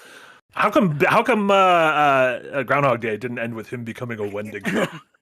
Can I like? This is interesting. It's like I liked this movie more than I thought I would, and there were parts of it that I really connected with. The part of it that kind of pushed me out of it was the the time loop thing, where like I almost felt the opposite of you, Marty, where I felt like this movie did not have enough fun with the concept of the time loop, where like time loop cinema is such a big thing that in this movie they say it's like that one movie, and they reply, no, there's a whole bunch of movies, and there's no, but there's a narrative grammar to time loop cinema which is so much fun, which is like the montage and the edit and the quick cut and the sharp punchline, and this movie seems curiously disinterested in doing that, where like very slight spoiler for the movie, but like it jumps between night 4 and night 13 in the clumsiest manner possible, where like if you're telling me I'm making a Groundhog Day horror movie like Happy Death Day, I'm like, there are gonna be so many montages in this movie, and the film's just like, no, somebody has a phone, that's what we're gonna do. How about instead of a fun montage, we show you shitty iPhone videos? And that way we don't have to pay for CGI that at a high resolution. But like, and like there are moments in it that I kind of, having not played the video game, I suspect are lore heavy from the video game, where the movie just stops dead for like exposition dumps and explanations, and I'm just those moments kind of push me out of the movie. But I will say, I kind of liked, first of all, what Jack mentioned, which is the idea of this just being like a composite horror movie, a compounding horror movie, where like it is just so many different kinds of horror movies, and like Sandberg by the premise is freed from like the having to rationalize or justify, why is there a witch here? I don't know, I like witches. Why is there a clown mask guy? You don't like a clown mask guy with a glove? What, like, why are we spending so much time on the Wendigo? Who doesn't like a Wendigo? Like, there is like this sense of the device of the movie allows Sandberg to make like 13 different horror movies simultaneously, tripping over one another, which I find really charming.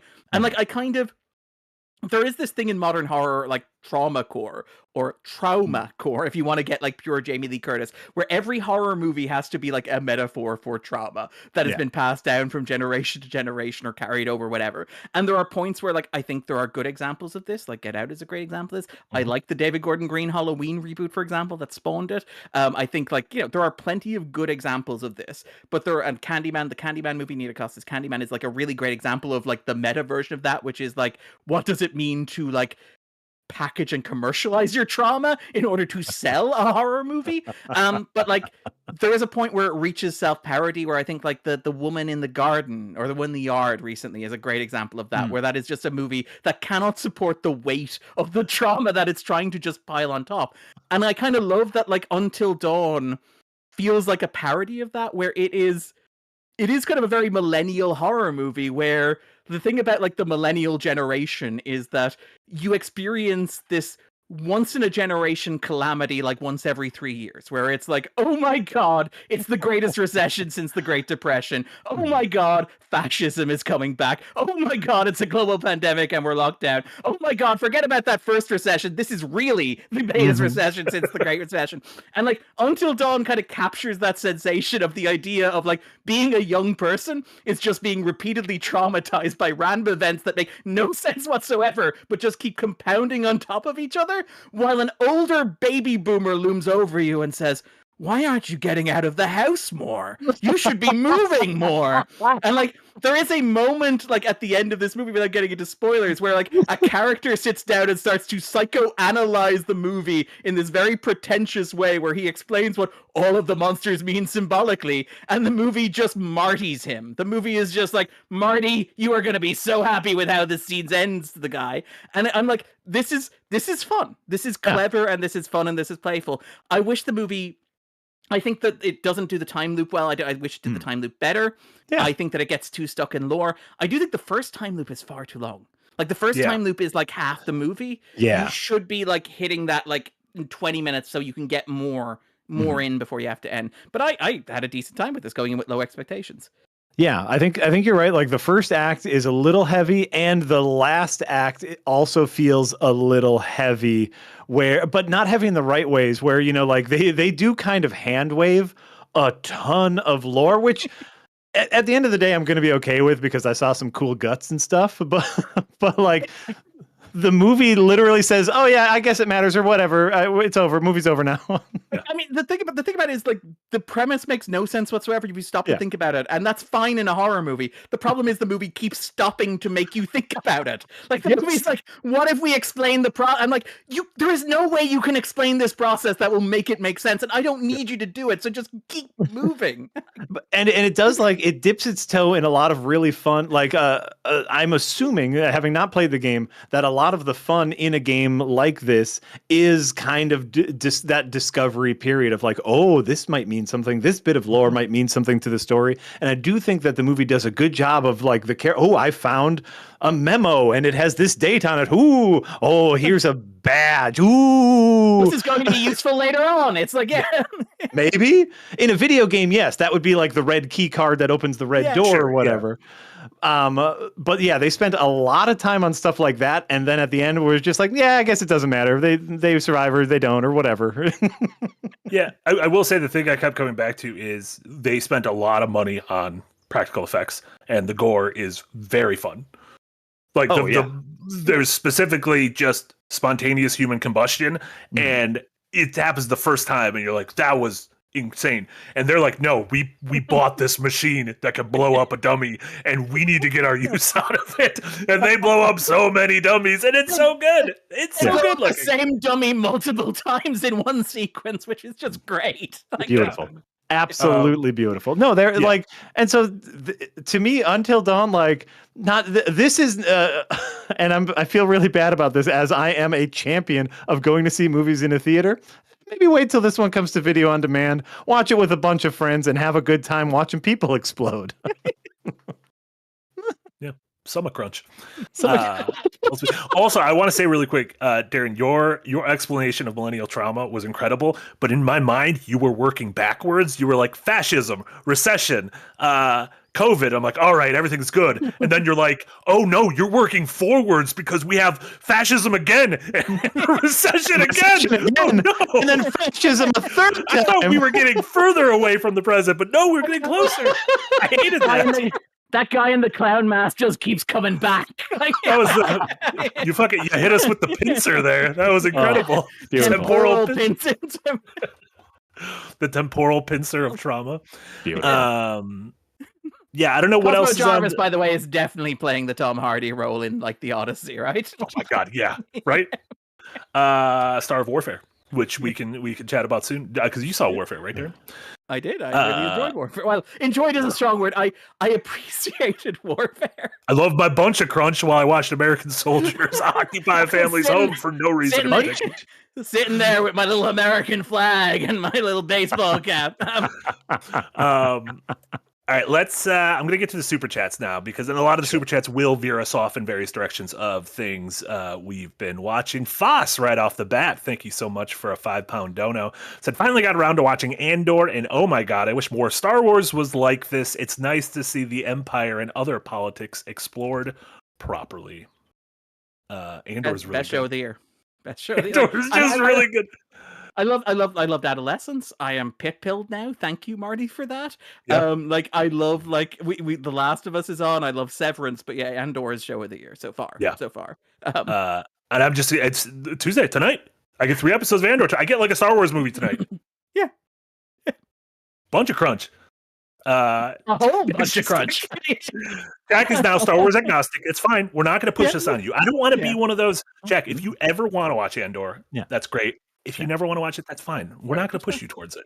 You got to make your own decision. If we try to push you towards it, you're just going to get further away. I'm going to keep pushing back. Yeah, no, and I'm not ready yet. The internet has ruined Star Wars for me, and I'm not ready yet. Look, you have all of the Star Wars you've already watched, Andor this if you want. I thought he can't stop getting away with it. Really, his brother, yes, but yeah. I will say my standouts of first 3 episodes is A, everything is still great. B, the greatest meeting your mom dinner scene in movie history, and the hard cut to Cyril just on his bed being like, is the most real thing I've ever seen of like excusing yourself from a social situation to just go into another room and lay on a bed for a second and be like, fucking, what am I doing here? is That was beautiful. improvised. That sequence was improvised because the director was like, "What is Cyril? I want to know what Cyril is doing while Dedra and Edie are having this conversation." By the way, the conversation is one of the greatest conversations in Yeah. the history of like art as a medium. But like, what is Cyril doing while his like girlfriend and his mom are bickering at the table? And so the actor is like, "I know exactly what Cyril is doing in this situation," and it is plant the in the most bed and fucking dead in this apartment that doesn't have any doors, so clearly I can hear everything. But like I think it's like Denise Goff is like, I can't figure out how he did that thing with his legs, like the way that he did it. Like, it's incredible. It's really good, really good. And then the dance scene at the wedding where it's like the cabaret scene where it's like all you could do at this moment is fucking lose yourself for a little bit because you know it's only going to get worse from here.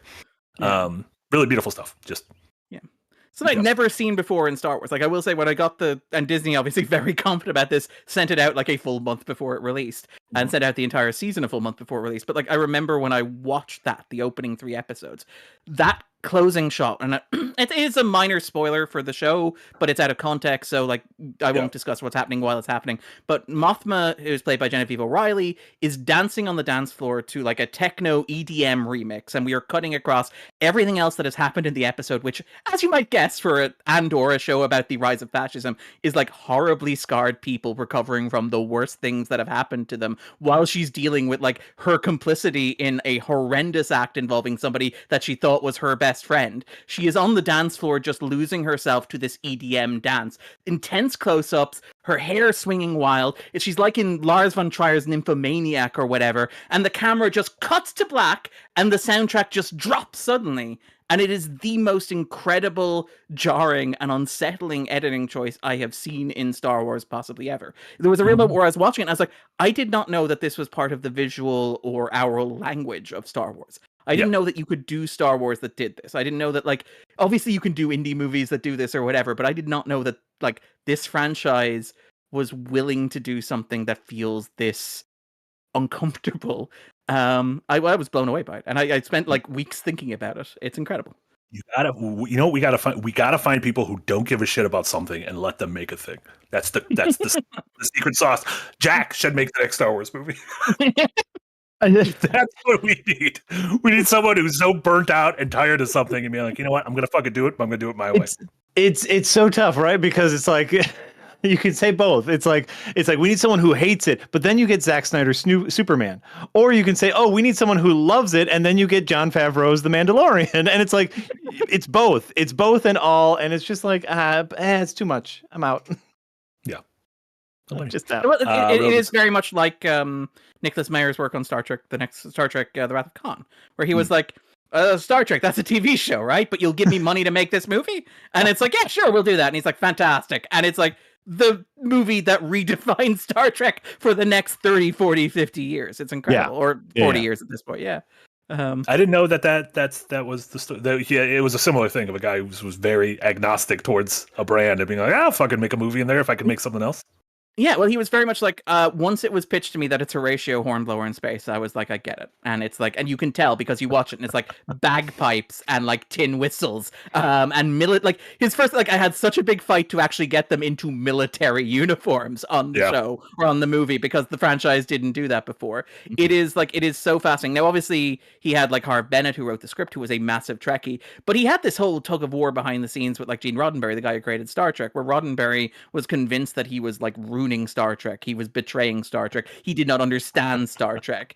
And like, obviously, like there are stories about the producer getting like death threat phone calls from fans, like when the movie was opening as well, for like, you've ruined Star Trek forever. Do you know what you've done? Or Paramount receiving letter campaigns that were being pushed by Susan Sackett, who was like Gene Roddenberry's like number 2 or fan liaison. That was just like, we want Paramount to know that fans will not stand for this. He has no respect for the franchise or its history or its fans or whatever. And then it is like the defining Star Trek. It's it saves the franchise. With all due respect to the motion picture or the motionless picture, but like it saves the franchise and reinvigorates it for a new generation or a That's next good. I never heard that generation, if one. you will. Hey, That's hey, good. do you remember I when can't tell you studios that one. had spines? You remember when studios just didn't give a fuck about what their fans thought and just made shit they thought was cool? Oh no, Ryan Coogler's going to take his movie back after 25 years. Warner Brothers isn't going to exist in 25 years. Doesn't matter.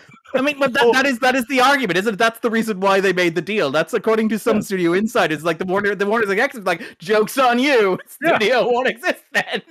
Oh no, Twitter's mad at my new Star Wars movie. I guess we got to change the entire franchise forever now. Have us grow a fucking backbone, you idiots.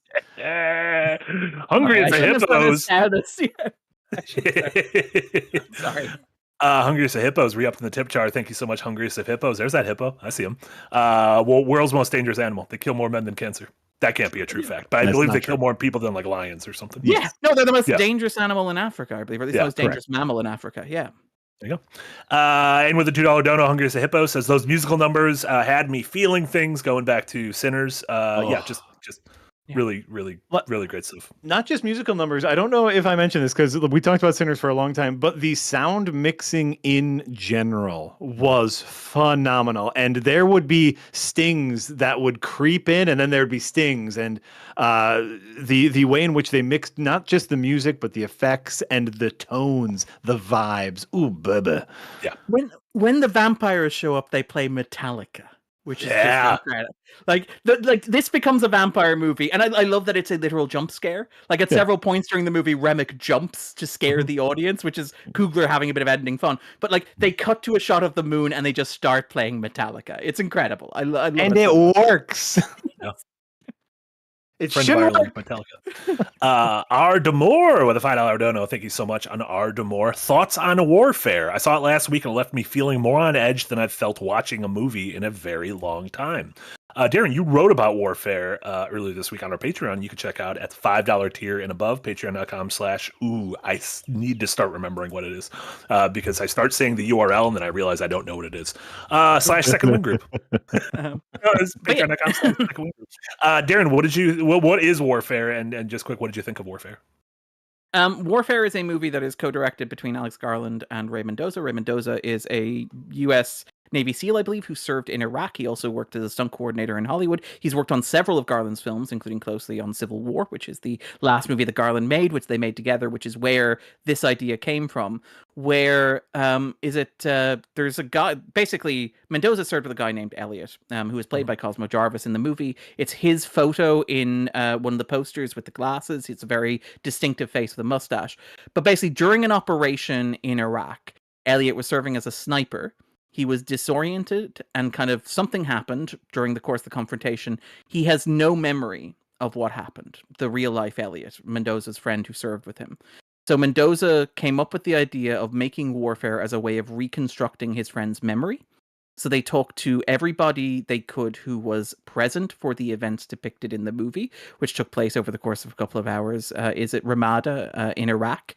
And basically structured the movie around memory. And it's very clear from the opening, this is not based on a true story. It does not claim to be an objective representation of the facts.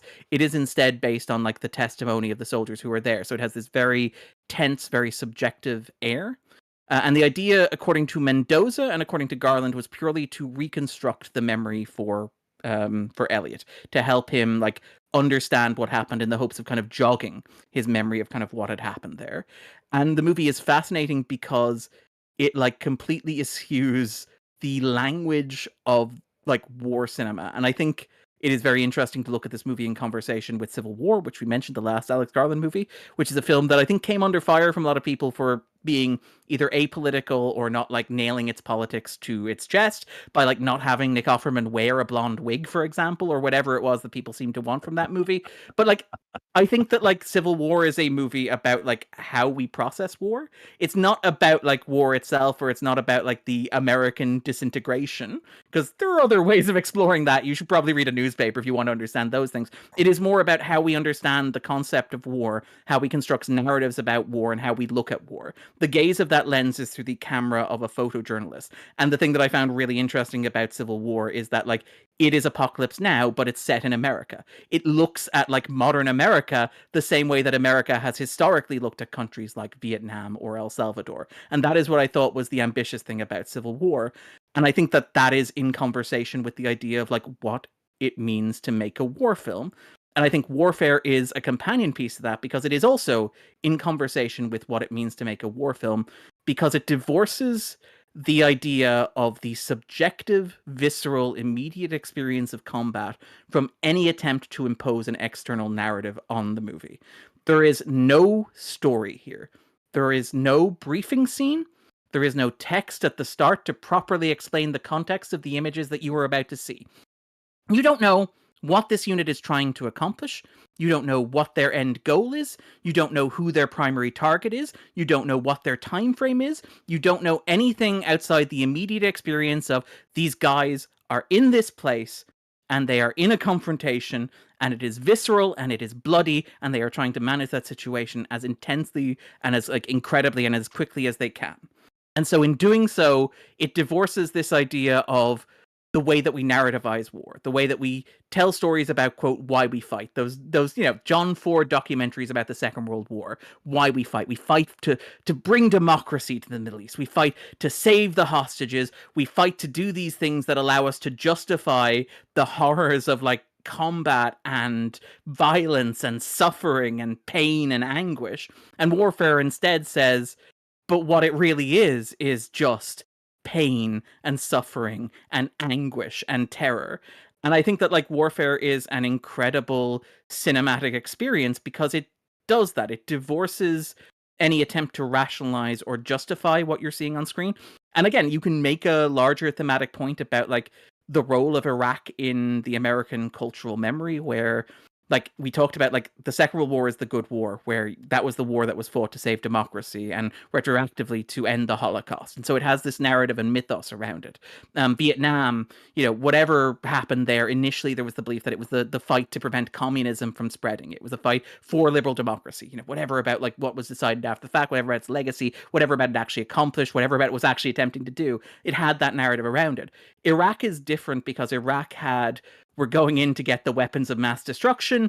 Oops, there's no weapons of mass destruction.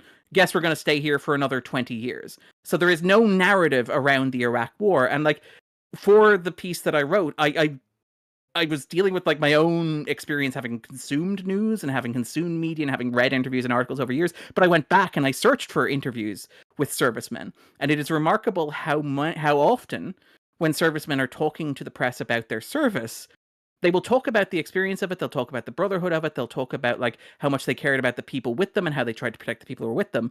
But they will often come back to, I had no idea why I was there. I had no idea what I was doing there. I had no idea what we were trying to accomplish there. I had no idea what the purpose of, like, this thing that we were doing on the far side of the world that was causing so much devastation to us and to other people was trying to accomplish. I think Warfare, to me, does an excellent job of, like, capturing that sense through, like, evaporating narrative from a war movie by just putting you in the horrendous experience. And Marty, you've seen this. Have you seen seen Warfare? Yeah. It is incredibly viscerally uncomfortable.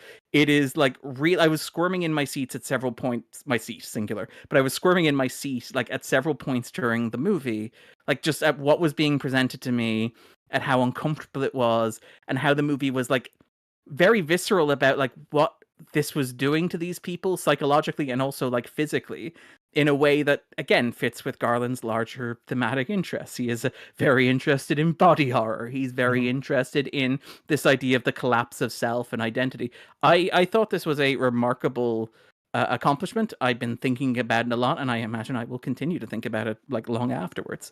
Yeah, the thing it probably reminded me the most of was, like, certain segments of A Thin Red Line, in terms of the Terrence Malick movie, in terms of stripping away context and presenting something as almost, like, surreally violent and pointless. And this almost feels like it's like if you took an episode of a 10-part series from the late in the third act without any of the context before and afterwards. And it's the people who are immediately calling it out as saying that this is military propaganda. I don't want to put a label on it one way or another, but that's just not what I got from that whatsoever. This does not feel like a pro-war movie or a pro-America movie in the slightest to me. This does feel like a snapshot of what these people were doing there without a judgment call, because Alex Garland kind of makes movies without judgment. And I think that's why he gets the apolitical label I think on him. That's a complicated stance for most people, though, of like, and I have not seen Warfare, but just based off of what you're saying, this sounds like it is not necessarily an anti-war movie, and it's not necessarily a pro-war movie. It is just like, this is their experience, and there will probably be some, very conservative, gung-ho military people who watch that and go, hell yeah. We did it. And then there's other people maybe on the more liberal side who will be like, oh my God, the horrors of war, watching the same thing. And that's kind of beautiful that like it's just a series of images and we are left to our own horrible devices. Yeah. Which again, it's again to bring us back to Civil War. Civil War is a movie about like the camera. It's about like the lens and like what is seen through the camera and the idea of the constructed image. And it's the audience. There is an obligation on an audience processing a work of art. I think it's very telling that Garland does not like to be discussed as a director. He's like talked about how he only directs to protect his work, which is insane to me, given that he is a very visual stylist. He has he's not Sidney Lumet, for example. Like, I love Sidney Lumet, but Sidney Lumet's the guy who sits down, eats a banana, and makes a movie. Like, Alex Garland movies look like they are carefully put together. They look like the images are carefully thought about. The camera is very carefully positioned. It's very meticulous, and it's very visual in its storytelling. But Garland's like, I don't see myself as a director. I see myself primarily as a writer.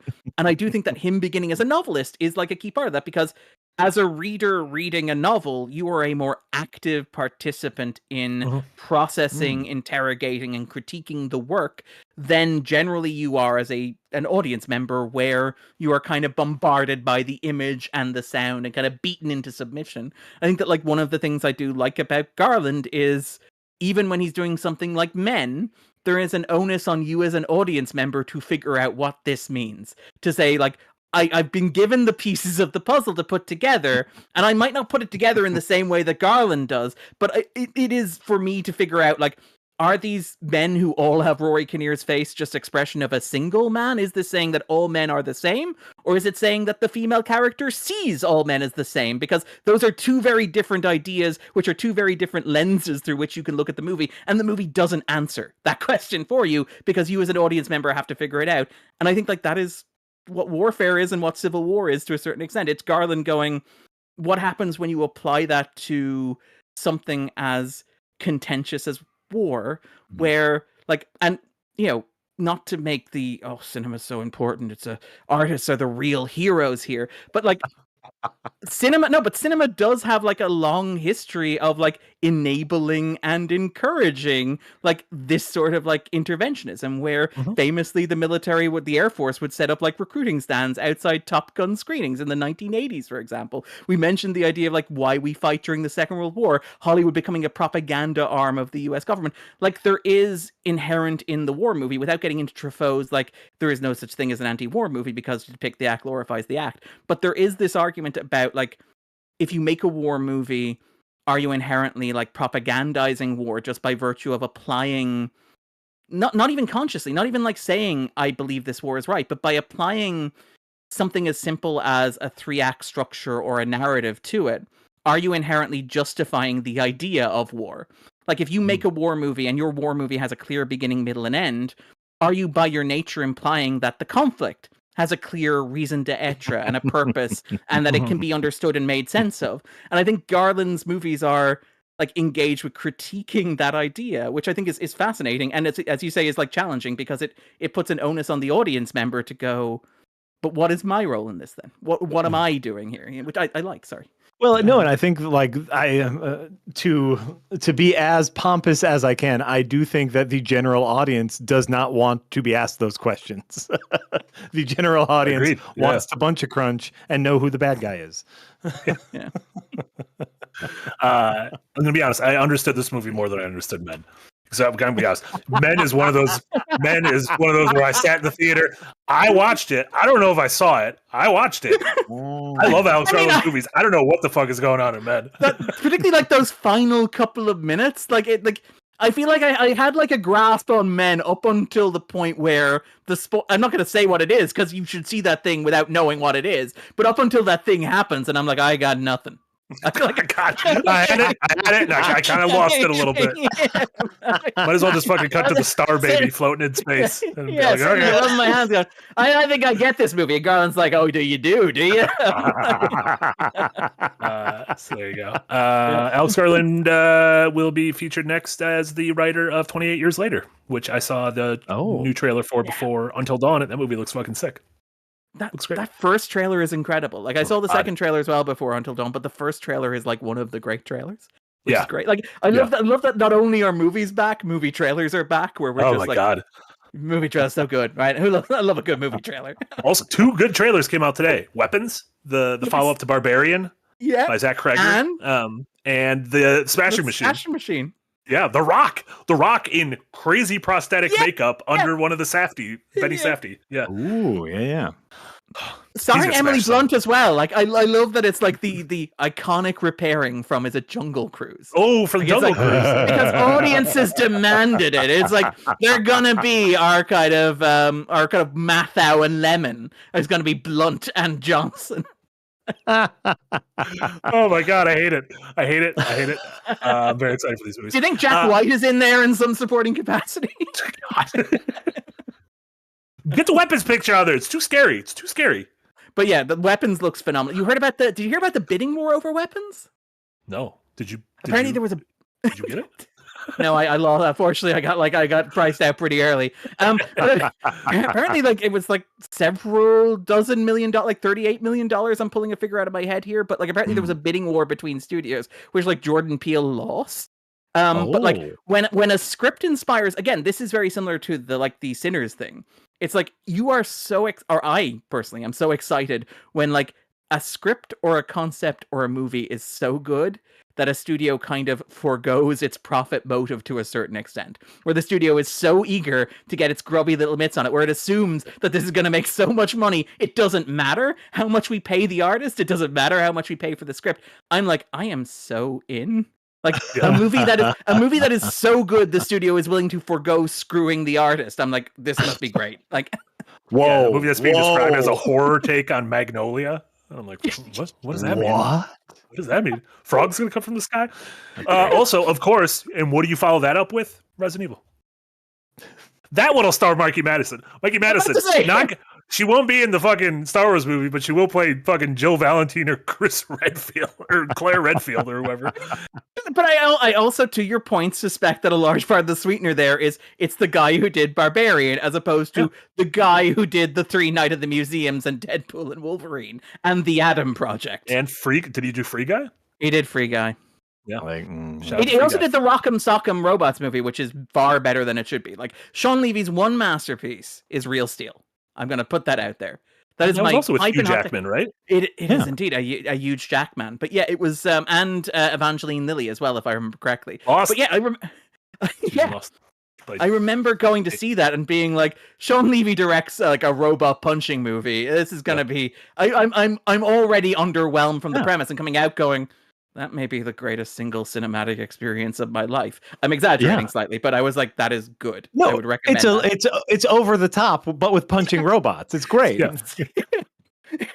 If anyone doesn't know the robots, it's over the top. The arm wrestling movie is the Sylvester Stallone tries to get custody of his son via an arm wrestling competition. Yeah, he's like a truck driver, right? Truck driver by day. Yeah. You get one really strong arm if you drive a truck because the wheels are it's tough. No power steering in those trucks. Wing Potato with a $5 dono. Thank you so much, Wing Potato. People don't know how to act in theaters anymore. My local art house has knuckleheads who spend large portions of like a Mulholland Drive cackling. That would drive me insane. For a movie, like just watch it at home. What are you doing? I think that is also like a broader issue, which I have noticed as well, because obviously, like you mentioned Mulholland Drive, the Lynch kind of retrospective stuff, where like that is a slightly different thing from the being on your phone or constantly chatting or throwing popcorn in the aisle, where it does feel like it isn't necessarily that they've forgotten how to act in a theater. It's that audiences don't know how to process things that make them uncomfortable. And I don't know if they ever did or if it's something that's more pronounced now. But I find that, like, when watching Blue Velvet, for example, like during scenes that are in Lynch's way, like grotesque and unsettling, but like not grotesque and unsettling in the way that, like, say, a HBO show would portray the same act, and therefore like actually uncomfortable in a way that is not pre-digested for the audience to go, oh, that's disgusting and unsettling. There is that reflexive nervous cackle, which again, I don't want to like imply or suggest anything about, you know, things I don't know about, or to infer things about like the general audience, but I do, like, it does feel like a product of the kind of irony pill generation of, like, if I don't understand what I'm being presented with and it makes me feel uncomfortable, the way for me to assert power over that image is to laugh at it. That therefore assures me and everybody around me that I'm still in charge of this situation, because look at me, I'm laughing at it. And I have noticed that more often, particularly with older movies that do those things, like you mentioned Mulholland Drive, but I think Blue Velvet was a recent example that I was at, where like the assault scene in that, which is one of the most uncomfortable scenes I remember seeing in a cinema, where the audience was kind of, there were little pockets of uncomfortable laughter. And that I do wonder if it comes from that place. And maybe I'm generalizing. Maybe I'm not being. Well, no, I think that's a safe way to put it. I've always heard that the mechanical nature of laughter is unspent brain energy. Is our brain starts the synapses in our brain start sending electrical impulses to complete people's thoughts, and the juxtaposition of a joke means that the synapses can't reach their destination, and so we have unspent energy that needs to come out in some form, culturally, like some sort of involuntary form that we now know as laughter. Without spoiling it, there is a moment in the most recent, the finale of Daredevil season 4 or whatever. Yeah. The Daredevil Born Again, the episode that aired a couple weeks ago.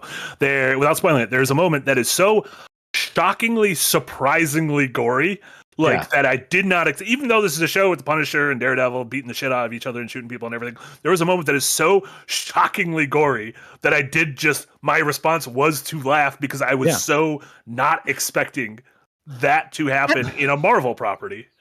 And it is so obviously like a product of reshoots, where they're like, we need to get something extreme in here. And like, because it is very much, it's like those two actors blocked off from the rest of the cast in extreme detail. Benson and Moorhead, the directors of that episode, they ended up seeing an early screening of Until Dawn, and they were like, we gotta one up this guy. He's blown up bodies, we can one up that.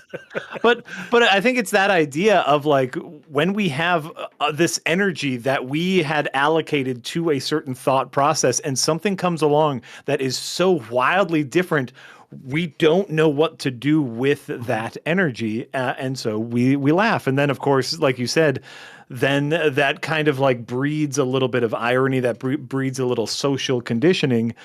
So I think it might come from a genuine place, but then via other social constructs, it's taken out of it's taken poorly. Yeah. I do appreciate Marty's like all caps no when Eric asked should he show the scene in question. It is silly because we've streamed games that are way more violent. But that is just, I feel like that'll just. But also the potential spoiler as well, you know. Yeah. Sure. That's not quite your chief concern, eh?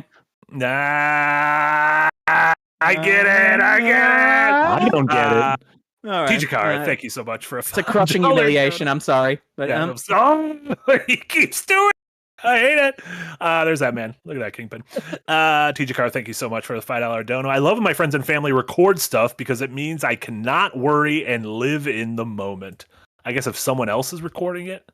Yeah, the outsourcing. I like that, the outsourcing. Yeah. That's what dad is for on family vacations. That's dad's role. Yeah, exactly. You can soak it in. Yeah, It's so funny. I've been to like school things with my children, in which, like, you know, dance recitals or music recitals, and the principal or whatever will get up on the stage and be like, "Hey, parents, we all have cell phones. They're all very nice. I'd like to direct you over here and over here. We have hired professional videographers who will record this event. You do not have to get your phone out. We will give this to you for free I swear to you, it will look and sound phenomenal. And like they start crying, and I'm just like, dear God, just watch your children with your eyes. Yeah. Love. And they the parents get out their phones anyway. It doesn't matter. Yeah, of course. Classic parents. Fungus Finder with a $2 dono. Thank you so much, Fungus Finder. I heard Sinners was shot in Louisiana. That's cool. Fungus Finder's our local Louisiana correspondent. I think it was shot in Louisiana. I don't actually know for sure, but if you heard that, it definitely looked like the American South. So had a nice texture to it, a real good texture. You can kind of feel the humidity. Yeah, looked great. Yeah, what a good movie. What have we just talked about that again? What a good movie. I did like somebody in the chat, I think, pointed out we spent an hour on Sinners and 10 minutes on like Until Dawn. Just listen to the Until Dawn one a couple times in a row, and there you go. That's Until Dawn. Yeah. Yeah, when we get to the end of the conversation, it just loops back until we all agree it's good. Just give me the truck and get me out of this fucking rainstorm. It'll be fine. Peter Parker's with a $5 dono. Thank you so much, Peter. Sinners is the first movie since Endgame that I went to see in theaters twice. The whole soundtrack is an earworm, and I keep wanting to listen to it. I haven't actually gone back and I definitely do want to see it again, but B, I haven't listened to the soundtrack at all. I probably need to do that. Shockingly, like the soundtrack from Ludwig Göransson is good. That is my hot take. No, it is awesome, and it is such a part of the fabric of the movie, it being a movie about music. And it is also the first movie I've seen more than once in a cinema this year. I think like I'm not going to hit Dune Part 2 numbers with this, where I think I hit 10 screenings of Dune Part 2, because that was a wild time back then. Listen, we were all going through something last spring. We all deal with things in different ways. Yeah, I know what I'm doing tonight, baby. What do you think is going to be your most rewatched movie of this Yeah. year? What movie do you think at the end of the year you'll have seen the most, Darren? I don't know. There's a good chance it's Sinners, because Sinners has a good chance of being like a Moody family movie night. Has a good chance of being the Christmas movie. Actually, I tell a lie. No, you like James Gunn though a lot. You like James Gunn a lot. Suicide Squad you saw a lot. I love Suicide Squad. I am skeptical. I generated controversy on Twitter when I said I'm not feeling Superman. Like I do not like. I love Gunn, and I'm gonna see Superman, and I'm kind of vaguely excited about Superman, but everything I see from Superman just makes me less excited about Superman, which is a very strange feeling to be in, where like I'm looking for like a read on the movie. I'm looking for something to tell me what the movie is outside of colors, and I'm like it's got no, like I am getting nothing from it. And I know people are like, it's about hope, and like give me something like more. It does feel like, and this is, I swear to God, this is not political, but a big movement right now in the left wing of American politics is a lot of, we're just not the other guy. And Gunn's Superman does feel like it's just not Snyder, y'all. Like, that's all we can say. But like, Jack, there are so many movies released this year that are not Snyder. Right, exactly. Sinners is not Snyder. Thunderbolts is not Snyder. It is not a unique selling every movie this year is not Snyder, because I don't think he's got a movie this year. That's what I'm saying. He's making the USC movie, I think, as well. The one that isn't the Smashing Machine. But sorry, Jack. No, what I'm saying is I agree with you. Like, I don't know, and I try to stay, like, I didn't even watch the trailer for Sinners. Like, I try to stay away from as much information as possible, because I like genuinely being surprised going into movies. But a lot of the hype around the Superman isn't it nice to have Superman again? It's like, well, yeah, but we already have a lot of Superman being Superman in a lot of mediums. Yeah, like Superman and Lois just ended like in December, and that's like 50 episodes of Superman being Superman. You know what? Fucking great Superman. I had a good time with it. Like, yeah. And the Christopher Reeve stuff, where it's like I could just go back and watch Superman and like the Richard Donner cut of Superman 2 anytime I want. I don't need you to keep remaking it. Like, what is the unique selling point of this? Like, this is the thing with Fantastic Four as well, where like I think, and I hope Marty remembers this, because I want somebody to remember this. I think we quietly suggested that Thunderbolts might be the best superhero movie of the year, because it feels like the superhero movie of the year that actually has something to say beyond, hey, you remember superheroes, right? You used to like superheroes, didn't you? What if we gave you some of those superheroes you used to like, and they look like you used to like them looking? How'd that work for you? Like that is the vibe I'm getting from both Superman and Fantastic Four, and I'm like, that's what are you selling? Like, you can't just go, hey, remember when? I'm like, yes, I do remember when. It's available on streaming. Thank you very much.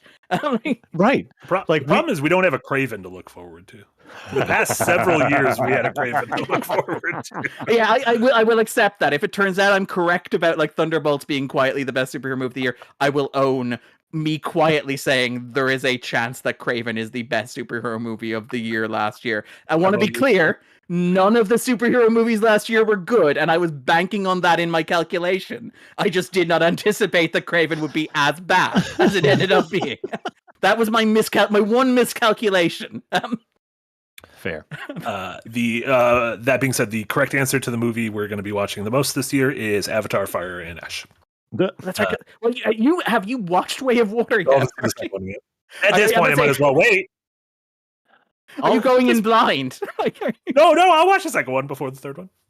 All I can say is so far I've seen the 2005 Josie and the Pussycats movie twice this year, and you know what? Great both times. Great. It's a great movie. It's a great movie. I have seen like the 365 Days This Day sequel twice this year, because I covered it on another podcast.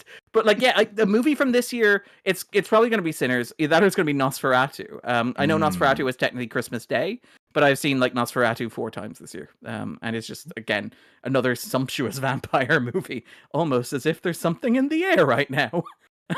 What could it be? No way to know. Nick the OG. Anything, Marty. Yeah, there's no way to know. Nick the OG, thank you so much for re-upping in the tip jar. Appreciation, Nick. Late to the party with a $2 dono. He found the button. I think this was when we were talking about cunnilingus. Yes. And like how much of like Sinners is like Ryan Coogler being, hey, let me tell you something. One thing I like is going back through the super chats and trying to keep it together like it's a fucking mystery of like, what were we talking about then? Which is really cool. I just love that like that was like Coogler's like I got 3 notes: vampires, capitalism, and pussy. Yeah. Those are the 3 things. Let me tell you. Check and check. Well done.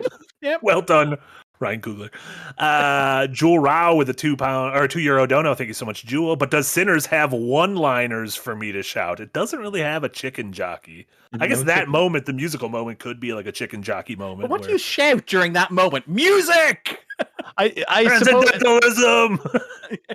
Sammy! If this were Rocky Horror-esque, you could get up and stomp your feet along to the beat. Yeah. Theoretically. There is a moment.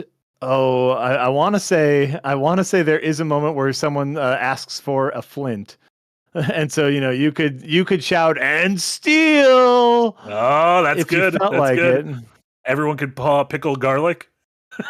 Oh, there we go. Could you imagine a whole theater just reeking of pickled garlic? The garlic one to the next. It's not even the pickled garlic. Don't you have any of the pickled garlic? Yeah, because she throws the pickled garlic at like one of the vampires without getting into spoilers. Yeah. Good movie. Bookworm with a $2 dono. Thank you so much. Who did it better, Michael B. Jordan or Lindsay Lohan? Obviously, in terms of who played Set of Twins better. Now, I think like we need to open it up to this year because you've also got like Robert Pattinson as well as competing this year. Oh yeah, that's right. Mickey 17. I forgot about that. I'm gonna be honest. Alto Nights erased all memories of actors playing multiple roles. And you got like, is it Theo Jones in like The Monkey is doing it as well? Oh yeah! Wow, that's happened a lot this year. Yeah, I may be working on. I have no idea what the connecting thread is, Marty. But somewhere in this house there is like the Severance kind of count. You're playing. Everyone in Severance is kind of 2 people. Oh, I like it. Yeah, no, there is a mood board with like pictures of like Theo James and Robert Pattinson and Michael B. Jordan, and I'm just looking for the thread to tie them all together. You're just smoking cigarettes. You're like, what does it mean? Follow the money. I don't understand why I wrote that. I guess 2 characters for the price of 1. Like you don't get more money for playing 2 characters, do you? I'm like, Scully, what do you think? Still calling you Spooky Darren? Yeah. Obviously, like, Mickey 17 had a thematic point. I'm assuming for Sinners, it was just Michael B. Jordan wanting to flex a little bit, and Coogler being like, yeah, whatever, we can do it. There's I saw some thoughts that the one of the brothers might have been written for Jonathan Majors. And we should be clear that has not been confirmed in any way, shape, or form. Speculation. It is idle speculation. I tend to give Coogler the benefit of the doubt. I do think that the character was always meant to be twins, and I think that the character serves a thematic purpose of twins in that they are. Again, this is Darren's reductive psychoanalyzing of Ryan Coogler, and I apologize for that. But they are kind of the two halves of Coogler, where I think like Coogler is of two minds about his relationship to capital and his relationship to franchising and his relationship to IP, where there is the part of him that is like Smoke, which is I want to go out and I want to make something on my own and I want to be independent and I'm not going to accept and compromise and I'm not going to take the deal with the devil that allows me to do what I need to do because it has to be pure and has to be righteous and has to be mine. And there is part of Coogler that is like Stack, which is like, but actually there is a deal with the devil. No, like, but there is a deal with the devil I can make that will allow me to do things that I would not get to do otherwise. And while those come with a cost and they are compromised and they don't allow me to murder members of the KKK on camera because apparently KKK members buy tickets to Disney properties too. Like, I will accept those because they allow me like greater access, a greater platform, and a longer life, and they give me a way of making the art that I wouldn't get to make otherwise. And I honestly like I think like part of the genius of Sinners is that like Coogler is not just like Francis Ford Coppola making Megalopolis, where he's like, the artist must be unencumbered in every way, shape, or form. Where Coogler is actually like, I've been through the system and I am literally of two minds about it. I am both Smoke and Stack. I think that is my reading, is that like that is one character separated in half and it is two halves of Coogler in debate. Darren, I think, I mean, doubling down, there is quite literally a scene in which they argue about the finances of the juke joint and whether or not to let the capitalists in. That's, I think, a very correct read, yes. Yeah, you can't keep giving one to them. We need one for us. You can't take their money if we can't use it. But I mean, but also on the other hand, like if we keep making our stuff, nobody's going to go see it and we'll be bankrupt. Exactly. Like, But very like simplistically, Creed is the thing that vaulted him to Black Panther, and Black Panther is the thing that probably opened any door he wants now. So, that's a complicated relationship. Yeah, exactly. Yeah. Maddie D, thank you so much for being in the value tier for 14 months. Appreciate you. Same to you, Snake, after 17 months. Appreciate that. Freak UNC. It's like frequency, but freak. FREA. Oh, we're down. Frequency. With a $10 donut, thank you so much. Getting out before spoilers, just to say that Jack and Marty are wonderful, but it was surreal to be on a 48-hour binge of the 250s Chucky marathon while this went live. Thank you for your service, Darren. We talked too much about Chucky. So, and again, this is to put this in context, because obviously, Jack, you've met Andrew, who's my co-host on the 250. Yeah. Myself and Andrew will do a one for you, one for me thing on the podcast every once in a while, where Andrew, thank you for that image, Eric. Andrew is the handsome fellow who doesn't look like me. But the Andrew and I will occasionally do a thing where we'll do one for me and one for him, where he'll say, I want to do X, and I'll say, I want to do Y. And so we'll do a season of X, we'll do a season of Y. I chose to do the Halloween franchise. He chose to do Chucky. And my favorite detail about Andrew choosing to do Chucky, when I asked him why he chose Chucky, it's because never seen a Chucky movie, but he seems like he'd be my guy. Like, I've never seen a Chucky movie, but I feel like the vibes like just fit. He feels like it'd be something I would enjoy. And I appreciate taking a look at that little freak and being like, all right, I got his wavelength. He seems like the kind of guy I'd be into. And like I will say that is a very Andrew pitch. And I think the Chucky episodes are great. Shout out to the wonderful Charlene Lighton, who was our co-host on those. She was also chief programmer at the Lighthouse Cinema in Dublin as well. So like, just really glad to have her on board. Pro Chucky, con Chucky. It'd be a bit of a push for us to do like 48 hours con Chucky. To be clear, we don't approve of his actions or many of the words that he uses, but no, we are pro Chucky. And again, it's an interesting lens to look at because it is the rare horror franchise that is like auteur driven, where it is driven by a single creative force across Don Mancini, across the entirety of the character's life, with the exception of the reboot starring Mark Hamill.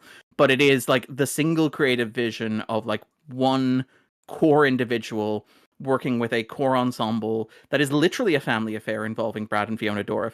And so it has the kind of a purity to it that something like, say, the Halloween franchise doesn't have, or the Friday the 13th franchise doesn't have, which is just incredible. Like, of the major horror franchises, It is unique. And yeah, so we are pro Chucky. Hot take: Cult of Chucky is the best Chucky movie. That is my hottest of takes. Whoa. Yeah. Look at that. And I just All like The Shining. And that's true. Fiona Dorff, great on The Pit, by the way. Yes. Excellent in The Pit. And two, And you in should Tenet. Cowboy shit. She's in Tenet? Yeah, she's the person who hands off to Aaron Taylor Johnson not being Tom Hardy. Oh, I think I was. I mean, she is. I think I was covered in menning out at that point where I was at the point in Tenet where I was like, I don't know what's going on, but I liked everything that was happening. I was like, yeah, fucking move backwards. That's great. That's sick as hell. What if you hit rewind on your VHS? I have seen Tenet 3 times and I still don't get it. I don't get it. Is there like a video that could help me get it? Did you ever make a video that could help me get it? You guys went away for a week. Do you not remember this? You guys went away to a gaming convention for a week, and I was left in charge of like my own devices, and I had to learn how to edit a video, and I chose Tenet. So you could actually go and see my Tenet video in Second Wind, which I'm very proud of. It's my first work. It's here. It was within like the last year and a half.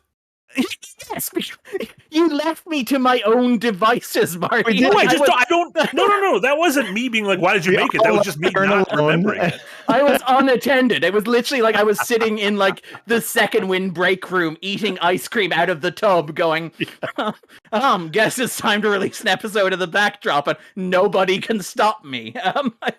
I'm eating ice cream and making videos about Tenet.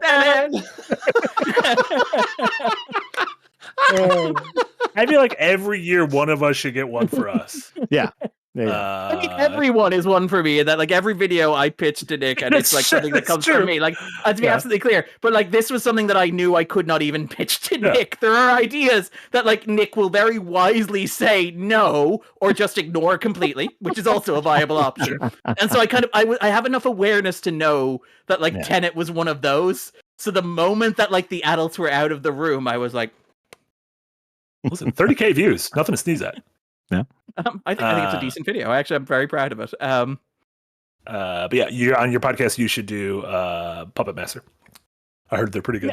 Until they get a little racist, they get a little shaky at one point. I feel like that ground has already been well trodden. Like they get a little shaky at one point. I don't recommend it. Snake in the When garden. your franchise can be referred to as the Nazi one, like you gotta tread lightly. Like, Snake in the garden with a €2 dono. Thank you so much. A dono because Darren is being Darren, and I don't even remember at what point in the podcast that was, but you were just being Darren at one point. Look, that's him. There he is. Pure Pyro, thank you so much for the dono over in Ko-Fi. Appreciate you, Pro Pyro. I revisited 2 Brian De Palma movies, Carlito's Way and Mission to Mars, and would like to hear your thoughts on them. Carlito's Way rules. Like Carlito's Way rules. I've not seen Mission to Mars. I think came out the same year as Red Planet, if I remember correctly. Like it was one of those like Deep Impact Armageddon type moments, Ants, Volcano, Dante's Peak, Ants, A Bug's Life, where it was like there were for some reason Hollywood was going to Mars that year. I remember Mission to Mars being the better of the two. I have not seen it in yonks, but Carlito's Way just freaking rules. Carlito's Way is wonderful and brilliant. Is Mission to Mars the one with Tim Robbins? I think it's Tim Robbins. Is Val Kilmer's in one of them? Yeah, like this is the thing. I don't know if I can separate the two of them. Like, Mission to Mars is Gary Sinise, Don Cheadle, Connie Nielsen, Jerry O'Connell, Tim Robbins. That one might be bad. Graham Yost is one of the writers on it. I remember. Oh, Brian De Palma made a bad movie, Jack. Get out of town. I might be. I love Brian De Palma, but like, I love the way that you present that as if like, hold on, guys, we got to check this. Yeah, I am. No. Like this is me. Like if you believe in the idea of mind palaces, and it's like all the information. Like I'm generally really good at remembering movies and like not names or anything, but at least the what happens in the movie. And I remember a really awesome we're floating in outer space sequence, and then the rest of the movie sucking. Right? I think that's Red Planet or Mission to Mars. I do have to revisit. Yeah. Red Planet is Red Planet the one with Angela Bassett? Is Angela Bassett in Red Planet? I should actually check Kilmer, this. Carrie-Anne Moss, Tom Sizemore, Benjamin Bratt, Simon Baker, and Terrence Stamp.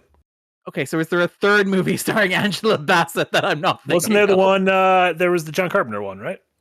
That's the John Carter. No, that is Ghosts of you're right. Mars? Ghost of Mars with Ice-T, where he just like straight up remakes Assault on Precinct 13, but it's on Mars with Ice Cube. What if Yeah. John Carpenter made a John Carter movie? John Carpenter's John Carter of Mars. That'd be weird, right?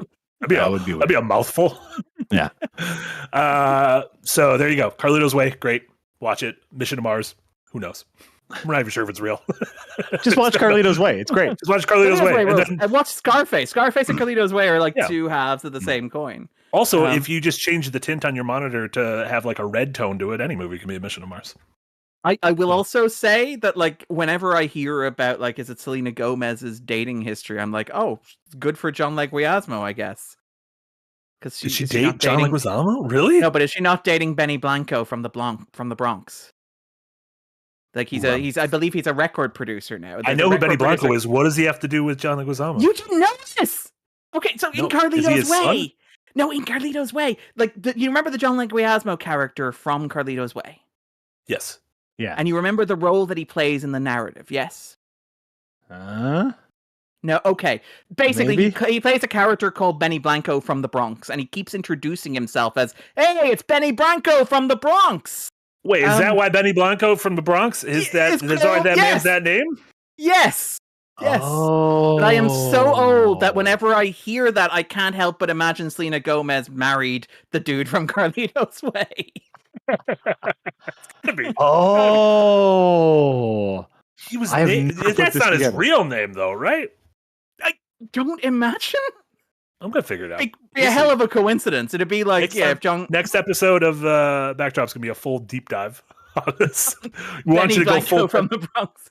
Yeah. As you're just like, oh no, it's different. Double And we're finger done this with week. 30-second long backdrop this week. done and done. Double finger with a €2 dono. Thank you so much. They're making roguelite movies now. Good grief. In relation to Until Dawn. I mean, I could see like a Blueprints movie, right? Oh my god, I would love that. Yeah, the hot new. What is roguelite? Roguelite is a genre of video game that is kind of like you're meant to be replaying it over and over, and every time there's kind of randomized elements. So you play for like half an hour, you die, and then you restart, and like certain elements of the game are different. The map's different, the enemies are different, and so yeah. Yeah, so instead of Groundhog Day where you are mastering kind of like, oh, this one level I just Pattern need recognition. Yeah. It is more like Until Dawn, where it's like, well, I need to master kind of the mechanics, and every, like, oh, the monsters change a little bit, the rooms change a little bit. So Yeah. Okay. it's a wonderful genre. There you go. Of video games. Yeah, we're learning. And then Shield Man with a $5 dono. Thank you so much, Shield Man, longtime listener. Love the podcast. My girlfriend is addicted to Yellow Jackets right now, and I'd like to hear any thoughts on it. I watched the first season, I enjoyed it, and then I just haven't watched any more of it. You just didn't watch the second season. Yeah, then like you didn't like watch the second season, just stop. You just didn't watch They call it Avatar disease. Sometimes it's tough to watch the second one. You wanna, and then just other stuff comes up. But you're gonna go all in on the third, right? Oh my god, we go so hard on the third. It's gonna be crazy. Yeah. I will say, like, it kind of moved from like appointment viewing in the first season, where I think the first season is incredible. I think the first season is a remarkable season of television. I think the second season is not as good. And I think like with the third season, I watched the episodes that I was given as a kind of a screener at the start, and I will probably wait until the fourth season to watch the remainder of the third season. Which is like, so it's not like I've dropped this and it's bad and it's awful and screw this thing, I'm throwing it against the wall. It's just moved away from being like compulsive, exciting, I need to know what happens next viewing. And it is a problem that I think is inherent to shows like this, where you have like a remarkable first season that has clearly been like in the minds of the writers for years, and they have thought about every permutation and possibility within that first season. But then you get to the end of the first season and the studio's like, yeah, but next year you need to do it all again from scratch. And it's like, shit. Yeah. And like with expectations too. That classic like sophomore slump of like a band's second album. It's like, you haven't been writing this for the past 10 years. Make another one. Go. Yeah, and like I do think that is the factor here, where like I don't think the second season is bad. I just don't think it's compulsive, and I think it gets stuck in the thing where it is over explaining everything that has already happened, and it is like trying to account for things, and is very conscious, I think, of the fact that it's become an internet phenomenon. It is something that I was a little mindful of in the second season of Severance as well. I think the second season of Severance is stronger than the second and third seasons of Yellow Jackets, but it has the same kind of like, hair stick up on the back of Darren's neck thing, where it feels like the note from the studio is, don't lost this. Whatever you do not lost this. You are going to explain every weird thing that happens in your show in a way that makes enough sense that the internet won't nag and say that we have dangling plot threads, and you're going to be happy to do it. And I'm like, as a viewer, I'm like, it's okay for weird things to happen because this takes place in a weird place that confounds logic and rationality. I accept that. So when the show goes out of its way to try to explain or delve into or elaborate on that, I immediately kind of lose interest a little bit, where I am drawn into the idea of the first season, which is a bunch of girls in the wilderness losing their minds and civilization collapsing into itself to the point where nothing is rational anymore, and I can accept anything as that. But when you get to, but now we have to explain where the weird noises came from, I'm like, you don't. You don't have to explain where the weird noises came from. You've never been outside, there's weird noises. Those are weird noises outside. What? Also, they ate each other. I can accept that there was some stuff happening there that may not really have been going on. All going through it. All of us go through. We get it. Both of you, and I still have not seen the second season of Severance, but both of you had very similar complaints there, where they spent a little too much time trying to appease internet sleuths.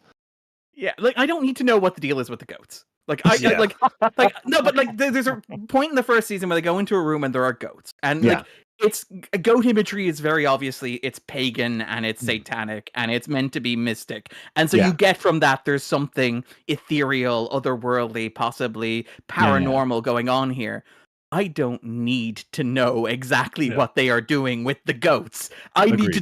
I just need to, you just conveyed to me how weird this space is by putting goats in it. That is what the purpose of the goat is. But it does feel like in the post-Lost world, it's like, well, we got to explain where the polar bear came from. It is. Yeah. I really like the second season of Severance. I think it works really well. That closing shot of the second season of Severance is just still with me. But yeah, there were moments where I was like, you stop trying so hard. Counterpoint, Lost is the greatest piece of art ever created, so be more like Lost. I genuinely love Lost. Yeah, I really like Lost. Even for its faults. Yeah, I love it. It didn't have the thing was it didn't have anyone in its ear whispering "Don't be like Lost" because they were just like, I don't know what you're doing. You guys keep going. I guess the statue has 6 toes. Sure. Explain why. I don't know. Folks were weird back then. And then Stick of the Garden with a €5 dono. Thank you so much. How about we add Jenna to this pod and then we get some real sicko stew going. Notes of spoof and goof plus a touch of madness. This would be a 7-hour podcast. By the way, yes. How long would you like the podcast to be? It is night for Darren. It is 48 hours. We're aiming to hit that 250 Chucky mark, right? Exactly. The Chucky Jenna, mark. who has a college education in horror media specifically. Amazing. We would love to have her on the podcast, but we also need to eat and sleep. Jenna will be back with Nick though in 50 minutes. So there you go. Jack, I want to know what's to be fair. You're Jack. Okay. I got a spicy one for you. This was a conversation that came up over the weekend in which we were talking about animated things that were subtly sexual, very subtly sexual, the princess in Aladdin kind of thing, things that were like. No, not subtly. hentai. Subtly. Like for example, if you pay attention during this hentai, you may notice some sexual subtext. We were talking about things like in The Little Mermaid, where after, she rescues the boy, she raises up on the rock and, her nethers gush around her, things that are subtly sexual.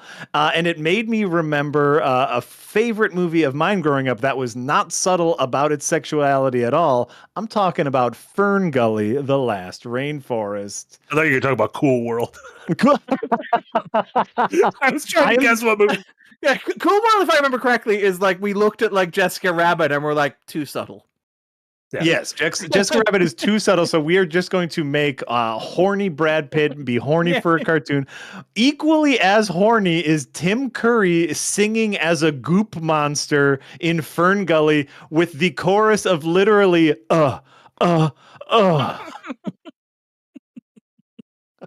Fern Gully, an honorary Avatar prequel, by the way.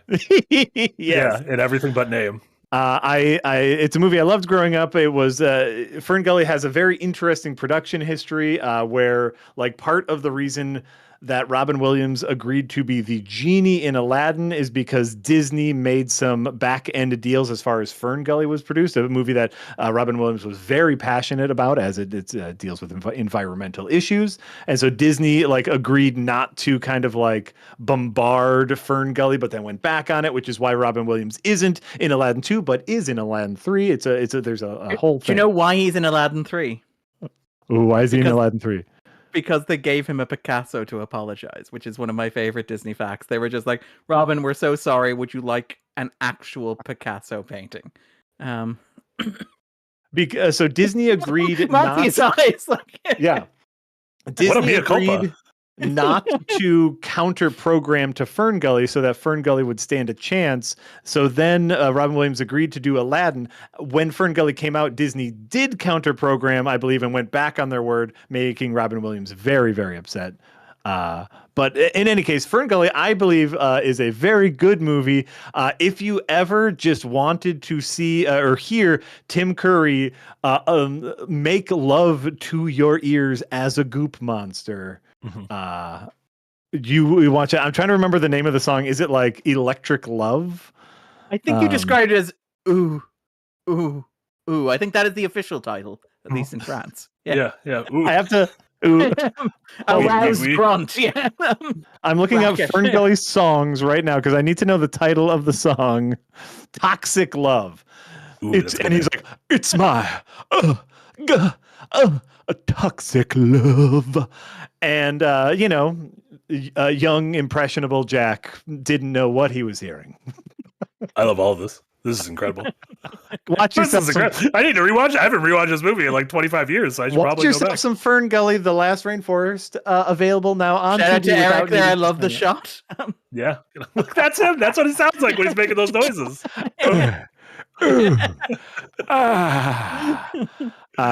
Available to watch for free on Tubi without even needing to sign up. That's my Tubi Fair segment. Tubi does not pay us. They refuse to answer any of my emails. Monsters. Absolute monsters. Anything else before we close up shop, Jack? Anything you watched? Anything enjoyable? I actually ended up staying up way too late last night. After I watched in a little bit, actually, I'm going to go and record a different movie podcast in which we are going to talk about Mannequin, the delightful Andrew McCarthy, Kim Cattrall, right? Kim Cattrall movie. Give me 1 second so I can plug. That dares to ask the question. Would you fuck a mannequin? That's high concept, baby. The 80s were a weird time. Like it is a movie that is co-directed by Cocaine, I believe. So I'm going to be on the Movie Struck podcast in which we are going to talk about Mannequin. Mannequin, the movie that dares to ask if your coworker is very clearly fucking a mannequin, but making your business a lot of money, are you going to be okay with it? And as it turns out, everyone is. Snitches get stitches. And that actually, I watched it and it rolled seamlessly into episodes of Psych. Like, Amazon just started autoplaying episodes of Psych, and I actually stayed up way too late rewatching episodes of Psych. It was a brilliant, brilliant show, Psych. So, Wait, I'm a little sleepy. Zachary Levi? Is that the one with Zachary Levi? No, that's Chuck. That's Chuck. Psych is the one. Is Psych the one that has the Kilmer cameo in it, if I remember correctly? Yes, Psych did a lot. Like they did a Princess Bride episode. They did a Twin Peaks episode. And they've done several movies as well afterwards. Yes. Yeah. That was the guy from West Wing, right? The West Wing. I was going to say The White House. Yeah. It's one of those Hill, I think it is, or very smart, quirky detective shows. Very much like a Columbo. He pretends to be a psychic when in actuality he's just really good at noticing things. A beautiful show, top to bottom, just fun little detective show. And I watched like 4 episodes last night and stayed up far too late. So that's what I've been watching. Darren, what about you? Well, Marty, you'll be pleased to hear that I am all on board the Final Destination train. In fact, I actually ordered a set of like red and blue 3D Oh my glasses. God, you're watching 3D. So I could watch Final Destination 4 or the Final Destination in 3D because the Blu-ray comes with red, blue, 1950s color 3D. Yes. I watched the Final Destination 5, and like this is a conversation for the release of like Bloodlines next week, but I want to prep it now. Is Final Destination 5 the best Final Destination movie? It might be. It literally might be. I was sitting down watching it and going, this is like, it is in 3D, but it is very aware that it's in 3D. Sure. So everything is like coming at you. The opening credits are like on glass panels that they smashed with like logs and like iron girders and stuff. It is so transparently like we're making this in 3D. All of the deaths involve pointy objects. Like it is so on point, if you will. But yeah, I had a really great time watching that. I think we should maybe talk about the Final Destination movies next week. Very quickly, saw The Accountant 2. Not a big fan of it, unfortunately. Want to shout out a sequence in The Accountant 2 where quite literally Ben Affleck and John Barenthal, by the way, pulling double duty in this and The Amateur as like the supporting lead in the autism action movies, as it were, or burgeoning subgenre. Yeah, the burgeoning subgenre. He's like Barenthal's great in this. Like Barenthal is one of those actors who feels like he missed the heyday of TCM, where like he feels like wherever you are in America, you should be able to turn on the TV at 2 a.m. in the morning and see a random John Barenthal action movie where he 100%. Just plays this asshole sociopath with a heart of gold. I think he is very good in the movie. The movie itself is very bad. There's a sequence at the climax where, and I am not making this up, where Ben Affleck and John Barenthal are driving a school bus full of orphans that they have rescued, but have to stop so that John Barenthal can literally save a cat. That is like how perfectly pitched this movie is to like Hollywood screenwriting tropes. It's like, we got the bus full of orphans, now we gotta get the cat. Gotta save the cat. Gotta save the cat. Outside of that, just very quickly, I saw Freaky Tales, which is, I believe, now available on streaming. That's the Fleck and Bowden movie. It is nothing you haven't seen before. It's highly derivative. It's Pulp Fiction in Oakland, basically. I had a great time with it. It stars Pedro Pascal. It stars Dominic Thorne. It stars Ben Mendelsohn. And it is, like, again, it's just all stuff you've seen before. It's a collection of pulpy cliches. There are no real surprises in it, but it is an incredibly charismatic cast. It has a clear love of Oakland. It has a clear love of, like, 1980s pop culture. It has a clear love of, like, VHS anthology films. And I watched it and I had a really, really, really good time with it. So if you like movies like Pulp Fiction, like Shortcuts, like Go, like those kind of like, you know, Los Angeles set kind of like anthology films, but this one's set in Oakland and has Tom Hanks in it, give Freaky Tales. So I will recommend. Does it very like, I lived in Oakland a few years and I have deep love for Oakland. Does it like feel Oaklandy? I'm assuming you've never been there. I've never been to Oakland. I don't like my big. But does it have like a good sense of place? It's not like, oh no, this is clearly Vancouver or something.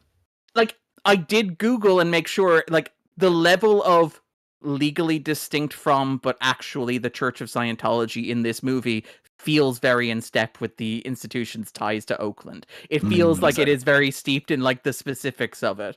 And it does feel like it comes with a lot of love for the place. And it does feel like, again, it has that California, West Coast America thing of it's a big urban sprawl populated by people who will never run into one another, but end up connecting randomly in the way that they do in like movies like Pulp Fiction or Shortcuts or whatever, where like the nexus point of this movie is like a cinema showing Lost Boys, or a VHS store where people are like trying to rent copies of Rocky. Like it is, I had a lovely, lovely time with this. It's not going to blow your mind. I literally did not know what this movie was about. I saw the logo and I was like, this looks dumb. And then everything you're saying, I'm like, this sounds nice. I think the logo is still dumb. I think the key art is dumb. Sounds dumb but nice.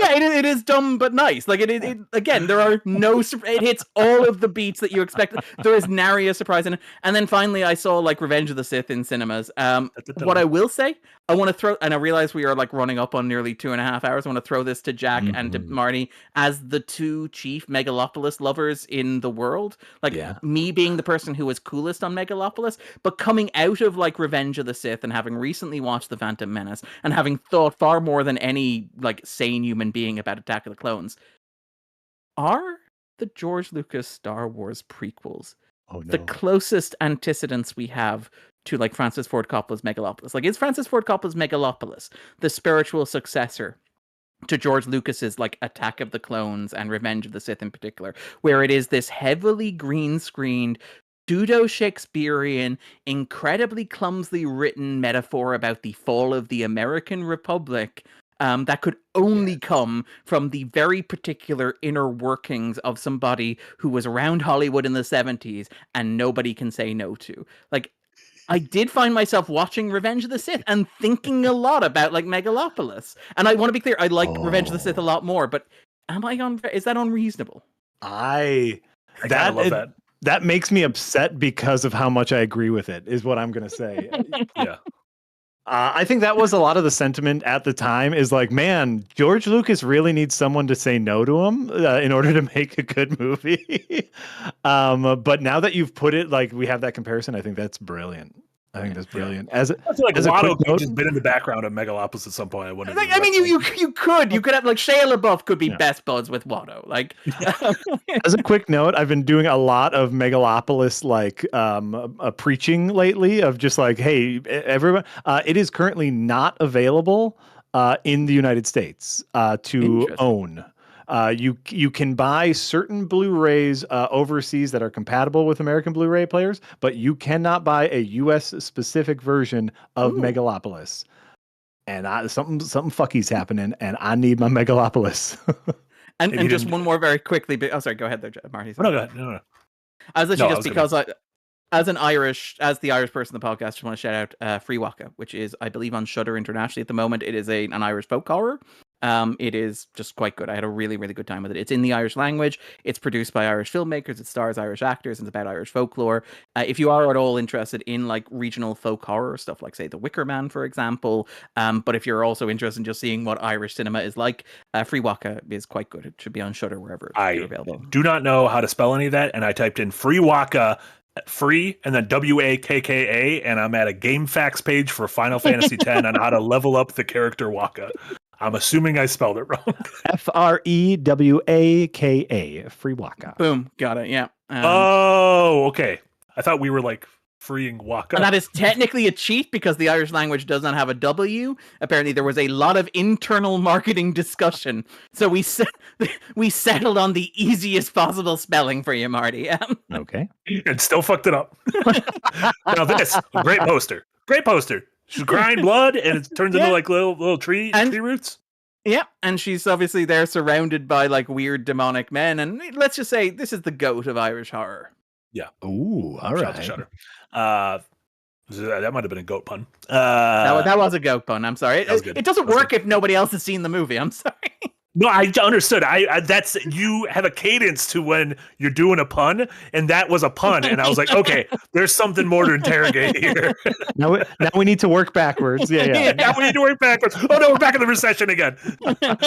And then finally, Kid Barchetta, thank you so much for a $2 dono. Darren, interested in French games? Reacher is good, by the way.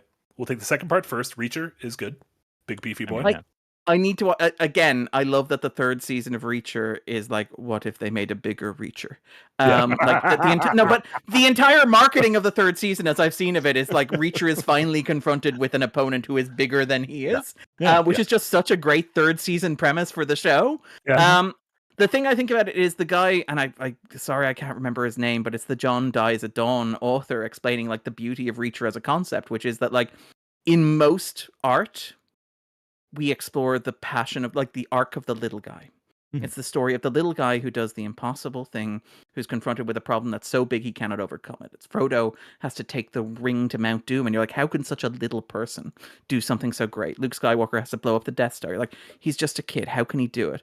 The beauty of Reacher is that Reacher speaks to something true inside all of us, which is that we all dream of a man so large that there is no problem too big for him. There is no circumstance that Reacher will be confronted with where we're like, this is too big a problem for Reacher, because Reacher is the biggest man there is. And that is the elegant simplicity of like Reacher as a concept. And I'm like, I have been thinking about that just as like that is criticism that I aspire to. Mm-hmm. That is like the perfect distillation of why Reacher is the hero that we need right now. And I'm like, I will never write a piece of cultural criticism as astute as that. There is no problem so big that Jack Reacher cannot deal with it. You never watch Reacher and go, this problem might be too big for him. It's like, no. No, he's very large. He's never. But then you get to that third season, they're like, here's a problem. Even bigger than Reacher. Yeah. I mean, that's a third season idea. Like, that's fucking James Cameron doing the S and the $sign after Aliens. That's what that is. That's fucking calling your shot, pointing to the stands, being like, I know what we're gonna do. It's Bernie Sadfi and Oppenheimer going, what if somebody builds a bigger Reacher? They're bigger, and then they put the $sign marks on the B, but that's like Bitcoin, and they were like, wait a minute, no. Wait, what, fuck? Reacher wouldn't be thinking this much. He thinks with his muscles. And then I assume the first part of that, Darren, interested in French game, was alluding to, there's a big new game now called Claire Obscure Expedition 33. Not a game I'd recommend to you. It's just a big old RPG, but the thing is, it is a very well-told cinematic story that features performances by folks like Charlie Cox and Andy Serkis. Wow, cool. Yeah. So, and you mentioned like Rami Malek was in the Until Dawn games, which I knew because I'd seen the CGI image of Rami Malek in the Until Dawn movie. It is so funny. Now that you point out the CGI thing, I'm like, that was CGI. Yeah, that's how you skirt around that. I'm gonna deal with that. That's fine. Perfect. We did it. I think we did a full podcast in record time. 1 minute try. 1 minute try of 2.5 hours. Nick always gets mad at us when we get too close to his streaming time. Jack, where can we find you? What are folks checking out? Let's see here. I will be back streaming on Thursday. Come hell or high water, Jess Hoops and I will complete our bucket run in Lords of the Fallen. I promise you. Let's see here. Go watch last Saturday's Adventure is Nigh episode, following up with Dabarella and Sigmar. Oh, look, hold on. Here's a plushie here, and here's a plushie here, and you can see a little bit of a plushie up here and here. And what's this behind me? Those are the Red Dragon Inn Adventure is Nigh games that will be available to order soon. I'm very excited about that. We got a surprise coming up, a different kind of video that we have decided to release publicly. This was started its life as a Patreon exclusive, and everyone just kind of liked it, so we're going to release it publicly. It's a little bit different video for me, just chill, some second monitor content, as I like to call it. It's kind of like, what if this animated thing was like subtly horny? What if it was like a Tim Curry musical number from a 1990s animated movie? Yeah? It's just me going, oh no. I'm gonna be honest. If you release an hour of that, you'd probably make a bunch of money in ad revenue. I mean, we are on Twitch. Are we on OnlyFans? That's the real question. I'm about to say we can have a hard pivot. It's just Jack saying, for 1 hour. That's going to be our next month funding goal is 1 hour of Jack going, oh. It's mostly, if we don't meet this, Jack will do this. It's more of a threat than a funding goal. Darren, what do you have going on? Nothing to compete with that. But yes, I am publishing columns like twice weekly. So Fridays and Mondays, you can read my thoughts. This week, obviously, Friday is going to be talking about Thunderbolts. Monday is going to be talking about Andor. Basically for the next 3 weeks, because Andor is like the best thing I've seen on TV this year. Basically giving over the column, one of the 2 columns to Andor. So there'll be one this week, next week, and the week after. And then probably be talking about Poker Face next week, or talking about the Final Destination, which Poker Face is back, baby. I can't talk about it now, but like if you have not seen turned the in a first piece season, and you're like, I'm getting ahead of this. You could publish this when the season is done at the end of June. And I was like, I've never worked that far ahead on anything in my life. I'm like, if you want, June 27th is where I'm thinking this will happen. I was like, we might be dead by then. This is like the 25-year thing for HBO. We don't know if we're still going to exist. But yeah, go watch the first season of Poker Face. It's great. I cannot legally comment on the second season of Poker Face, but they have shown it all ahead of time, and fair from that what you will. But yeah, check that out. I'm also at my own personal blog writing about Doctor Who, the new season of Doctor Who as well. People seem to like that as well. Is it thumbs up or thumbs down? The 3 episodes so far, thumbs up. The next episode's being written by Peter McTeague, who wrote the episode that destroyed the Chibnall era. So we'll figure it out. Some crunch or a nut crunch. Could be a nuncha crunch up, but so far buncha. Oh, that's great. It's so a buncha. Pretty good. I had a pretty good time with the first 3. Hell yeah. Nick and Jenna will be back streaming in half an hour. Tomorrow we have a triple streamer. Nick and I are going to be on a sponsored stream at noon tomorrow for a game called Starvaders, and the devs are going to be joining us, which is very exciting. That'll be at noon tomorrow. And then Yahtzee Tries and Metroid at the normal time. I believe we're going to be starting Metroid Dread. We said we were going to do the Metroid Prime games, but at this point, I think we're just going to do Dread. And then can we just focus on Eric literally giving us a ticking clock in the corner of the screen? That's funny because Kid Barchetta said, "Does Patreon have write-ins for Rewind?" Imagine if we had to also do Patreon write-ins. And I didn't even get to say the devs are in the details with regards to that stream that's happening. I was very restrained. I was very restrained. I was really good. I know we need to wrap up. I'm focusing. All the normal streams the rest of the week. And I want to play in something maybe after this season of The Last of Us is done, maybe on like an off Tuesday, Darren and I, maybe we'll do a thing where I'll play the game for a little bit and then we can just have a spoiler chat on the season. You can just join me and we'll just talk. Yeah. And that way we won't force Jack to sit in The Last of Us talk that he doesn't want to be a part of. I wildly dislike both games. So exactly. Easy peasy. So that'll do it for us. For Darren and Jack and Eric, this was the Rewind episode number 20. This is the 20th episode. Thank you all so much. Have a wonderful rest of your afternoons. And we'll see you all in half an hour with Nick and Jenna. Bye, everyone.